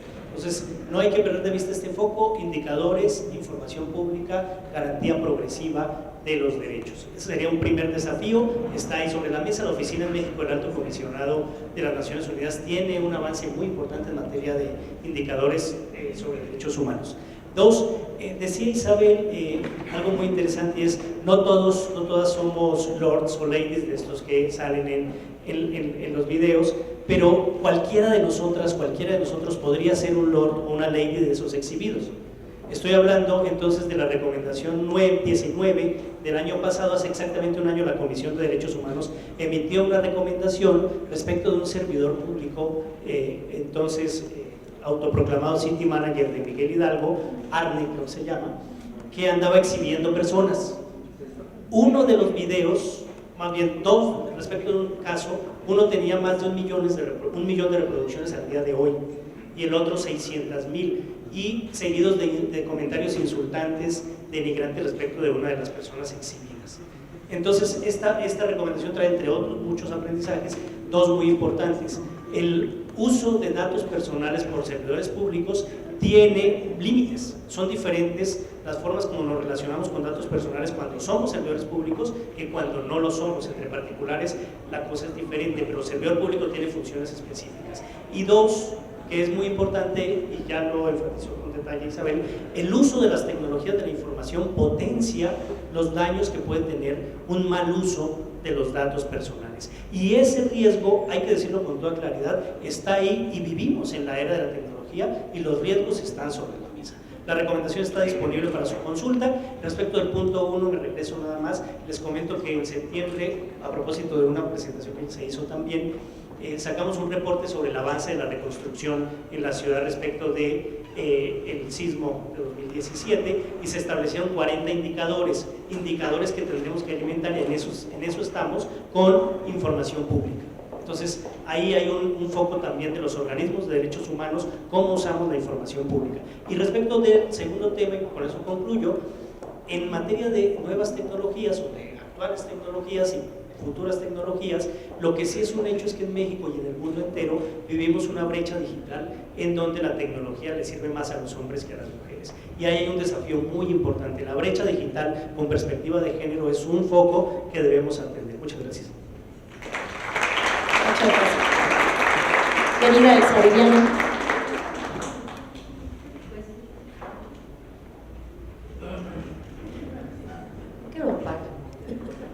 Pues muchas gracias. Yo la verdad quisiera dejar aquí en su cabeza la idea de la reflexión que les decía. De todas maneras hay que trabajar muchísimo en potencializar primero que nada el derecho de acceso a la información, y a su vez estimular el tema también del ejercicio de los datos personales.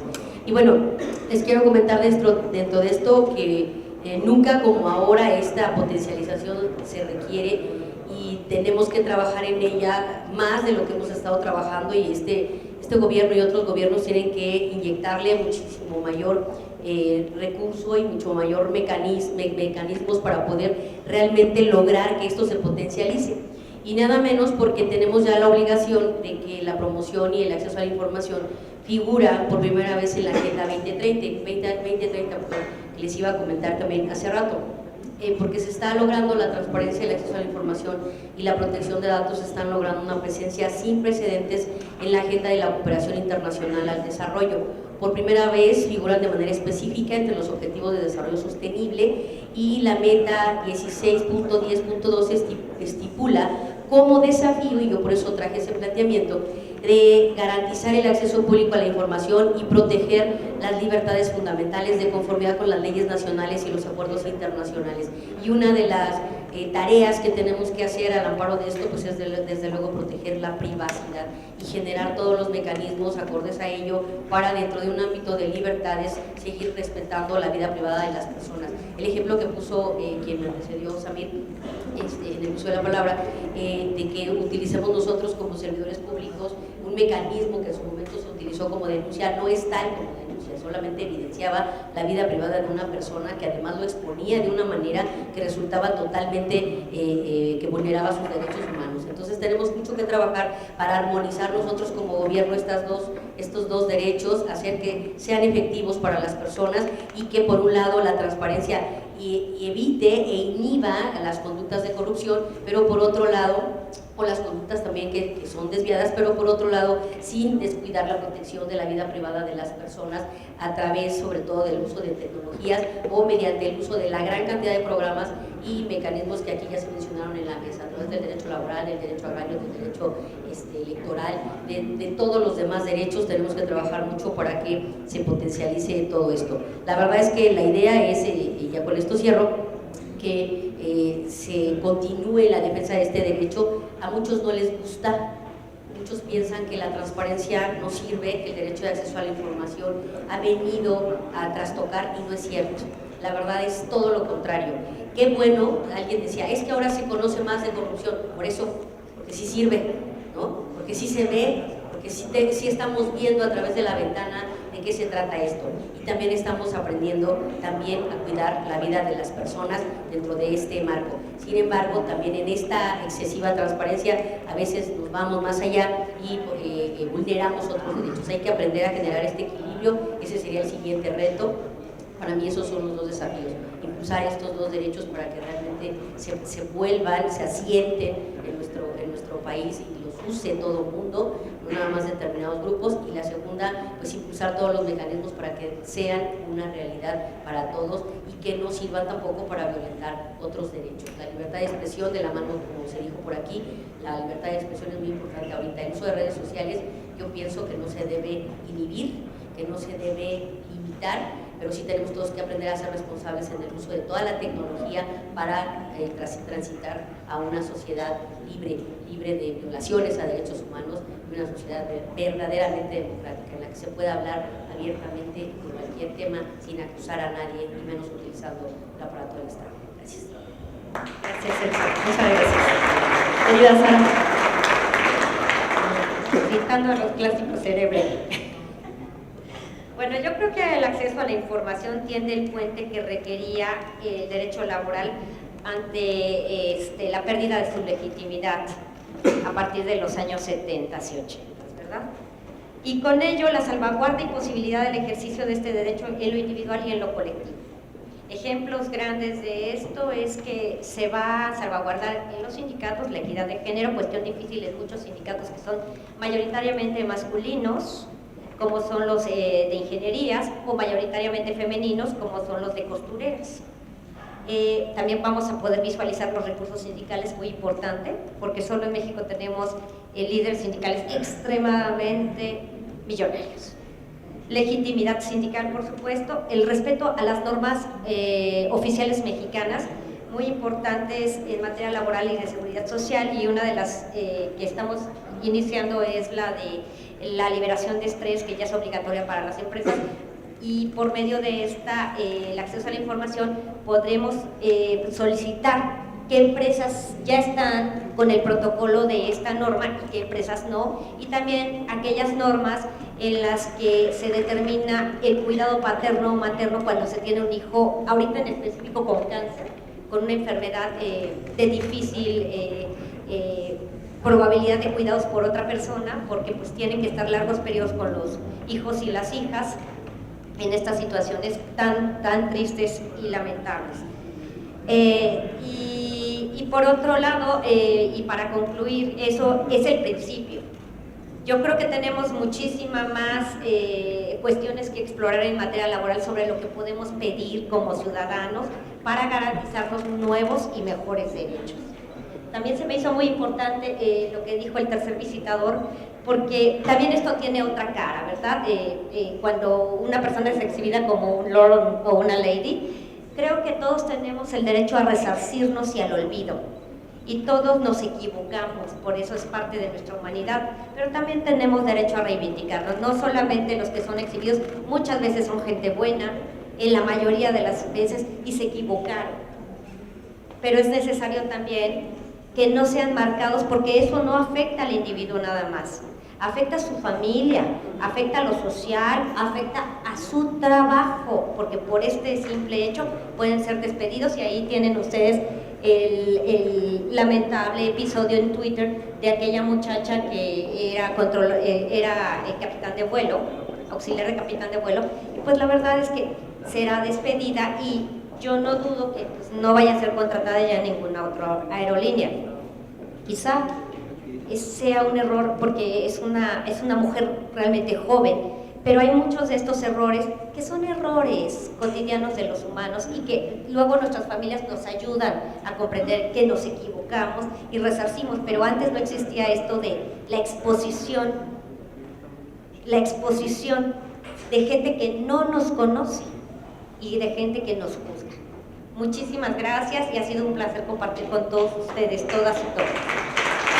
Muchas gracias, Sara. Querida Carmen, adelante, por favor.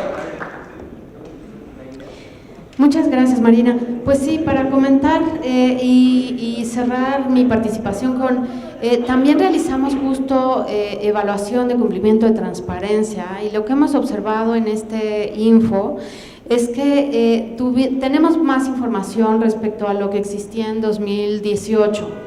Y hago referencia a lo que comparamos respecto a 28 sujetos obligados, porque levantamos un diagnóstico que presentamos justo la semana anterior, y observamos que dentro de estos 35 sujetos obligados nuevos que se incorporaron al padrón, hay más información que están reportando tanto en los sitios web como en la Plataforma Nacional de Transparencia. Observamos que pasaron del 66% a casi el 88% de información, y lo que aspiramos, por supuesto, es a tener el 100%, que es el mínimo legal que se requiere, y digamos, estaremos ya aprovechando la información, empezando a aprovecharla justo cuando tengamos ese 100%, cuando tengamos una reducción de denuncias que recibamos en este organismo garante, cuando los recursos atendidos también se vayan reduciendo, pues porque hay mucho más información que encontramos en los sitios web, y no hay necesidad quizá de solicitar esa información que ya está y ya se puede encontrar de manera sencilla. Y en ese sentido, incluso la forma, la accesibilidad que hay en la información respecto a los mismos sitios web, si es simple o no encontrarla, también hay otra gran área de oportunidad, y en ese sentido pues siempre tenemos que contar con una perspectiva de ampliación de derechos, del ejercicio de los mismos, y poder hablar de manera sencilla y adecuada por parte de todas las instituciones del Estado. Y doy un último dato, dentro del índice de accesibilidad, que también es una serie de diagnósticos que hemos venido refiriendo y levantando en este Info en la Ciudad, tenemos que 40.8% cumplen de accesibilidad los sujetos obligados, o sea, realmente es muy poco. Entonces, sí queremos aspirar a tener sitios web más accesibles, mucho más información, tenerla en lenguaje muy sencillo, y en ese sentido pues también acompañaremos, y parte de lo que estamos realizando es generar guías orientadoras, asesorías especializadas, en fin, o sea, todo lo que esté a nuestro alcance y en nuestras facultades para poder tener mucho más información para todas y todos en la ciudad. Sería todo. Muchas gracias, María.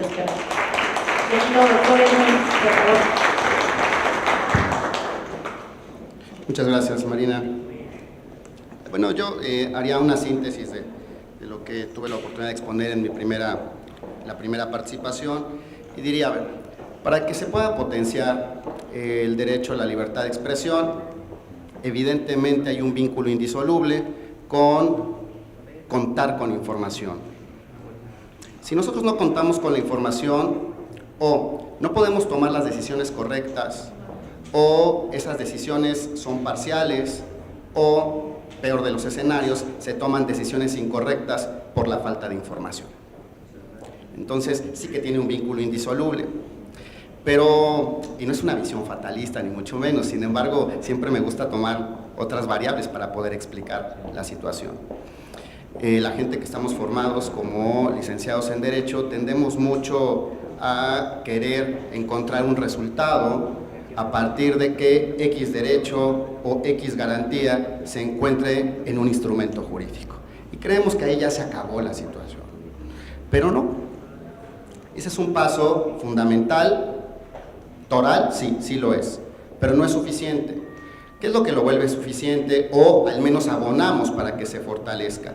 En la medida en que estos derechos se materializan, en la medida en que estos derechos se vuelven justiciables y en la medida en que los actores sociales hacen lo que tienen que hacer.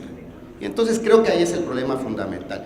Y más desde la parte pública. No quiero dejar la responsabilidad que también hay dentro de los ciudadanos, pero sí desde la perspectiva pública, desde la perspectiva del Estado, los agentes del Estado no hacen lo que tienen que hacer, se vuelven reticentes, se vuelven difíciles, se vuelven oscuros, herméticos, entonces se vuelve más complicado esta libre circulación de las ideas. Instituciones como esta, como el Info, como el INAI en materia nacional, etcétera, pues precisamente son los encargados de ello. Aquellos servidores públicos o aquellas entidades que tienen reticencia ante la información, pues ellos son los encargados de hacer las excitativas correspondientes para obligarlos. Sin embargo, desde una tarea a lo mejor del deber ser, tendrían que sujetarse estos lineamientos generales cada uno de los servidores públicos sin que tuviera que haber esa excitativa por parte de alguna entidad.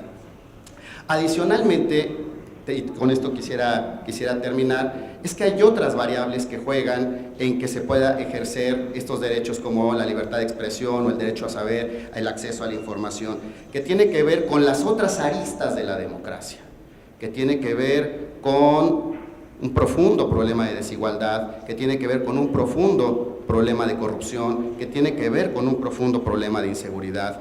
En el informe que refería el Latinobarómetro 2018 señala que dos de los problemas más patentes de los que se quejan los países de América Latina tiene que ver con la corrupción y tiene que ver con la inseguridad.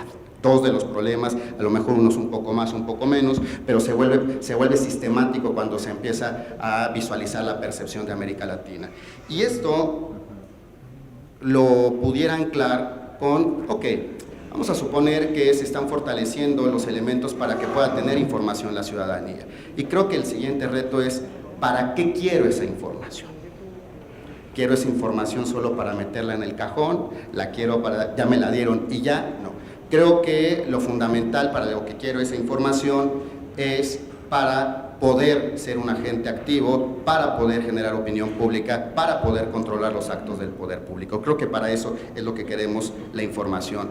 Si algo tiene la generalidad de la democracia, si bien es cierto, creo que tenemos falencias importantes en estos derechos, en algo que la democracia es bastante horizontal, es en la inconformidad con la misma. Vemos todos los problemas que ahorita están sucediendo en América Latina y es una muestra fundamental de que si bien es cierto en algunos índices puede haber cierto nivel de satisfacción, hay problema generalizado en América Latina y que lejos de que podamos advertir cuál es la situación específica, el hecho es que hay inconformidad en América Latina respecto de sus gobiernos. Con esto terminaría. Gracias. Gracias, querido Ángel, por favor.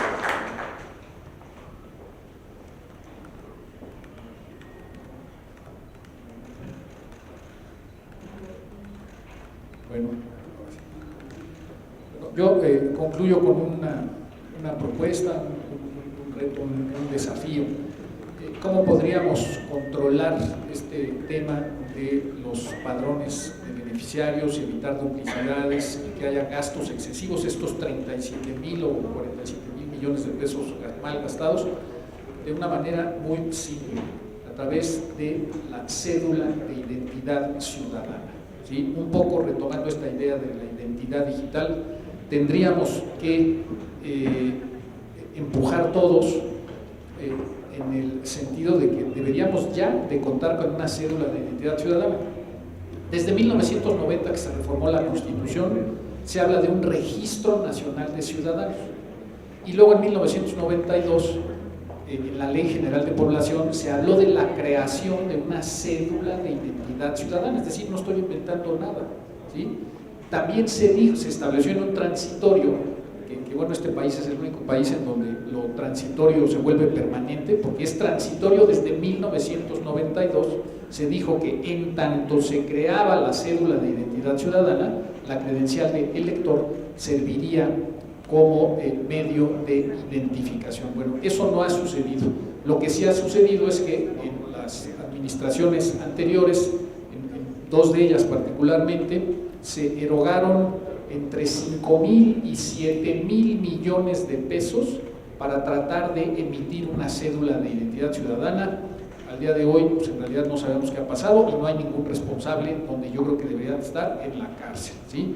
Pero más allá de eso, si todos tuviéramos una cédula de identidad, es decir, un solo registro, ese registro, en el momento en el que nos diéramos de alta en un padrón de beneficiarios, brincaría inmediatamente una alerta que nos diría: oye, tú estás queriendo tener el seguro popular o el seguro como se llame, y ya tienes este o tienes el seguro de salud tal y ahora quieres tener este o este. Y eso haría que los escasísimos recursos con los que siempre cuentan los gobiernos se enfoquen realmente a los más necesitados. Muchas gracias a todos. Buenas tardes. Gracias, Isabel, por favor. Sí, yo brevemente, muchas gracias, porque además, pero solo para llevarles la importancia a la parte de protección de datos personales, que es lo que me toca, déjenme solo recordarles por qué surgió este derecho. En la Alemania nazi uno iba a un campo de concentración porque estaba en una lista, porque trataban los datos personales. Cuando se tratan los datos personales de alguien, se tiene a la persona. Es mucho más allá, porque cuando uno habla de la definición de datos, de protección de datos personales, puede sonar muy técnica. Está muy bien esa definición porque tiene que ser neutra, porque no tiene nada que ver o no tiene por qué ver con la vida privada o con la intimidad. A veces puede ver, pero muchas veces no. Lo que quiere decir es mi información personal tiene que ser tratada de manera lícita. Y con todos los ejemplos que hemos estado viendo, les decía yo en mi exposición que esta cédula de identidad ciudadana de la que hablaba Ángel Trinidad es absolutamente necesaria para este salto, uniéndolo con lo que me pedían de la tecnología. No puede haber prestación de servicios electrónicos por parte de la administración pública, es decir, no puede haber administración pública electrónica si no tengo un ciudadano digital del otro lado. Es decir, yo puedo poner todos los recursos que quiera desde el punto de vista de administración pública. Si al final me choco con un ciudadano físico, no hay posibilidad de administración de servicios digitales. Y los servicios digitales es el cambio más fácil y más radical en cuanto a desarrollo en un país, porque podemos hacer muchas cosas tratando bien los datos personales del ciudadano. Pues bueno, muchas gracias. Muchas gracias a todos por sus intervenciones, por su paciencia. Para cerrar el evento, lo que quisiera es entregarles unos reconocimientos por su participación. Les pediría, por favor, un aplauso en general. Y, querido Samir, es para ti. Muchas gracias. Si me haces favor, Viviana, ahí a Isabel, no sé cuál tienes primero. Bueno, Isabel, si me haces favor, gracias. Y por favor para Ángel Trinidad también.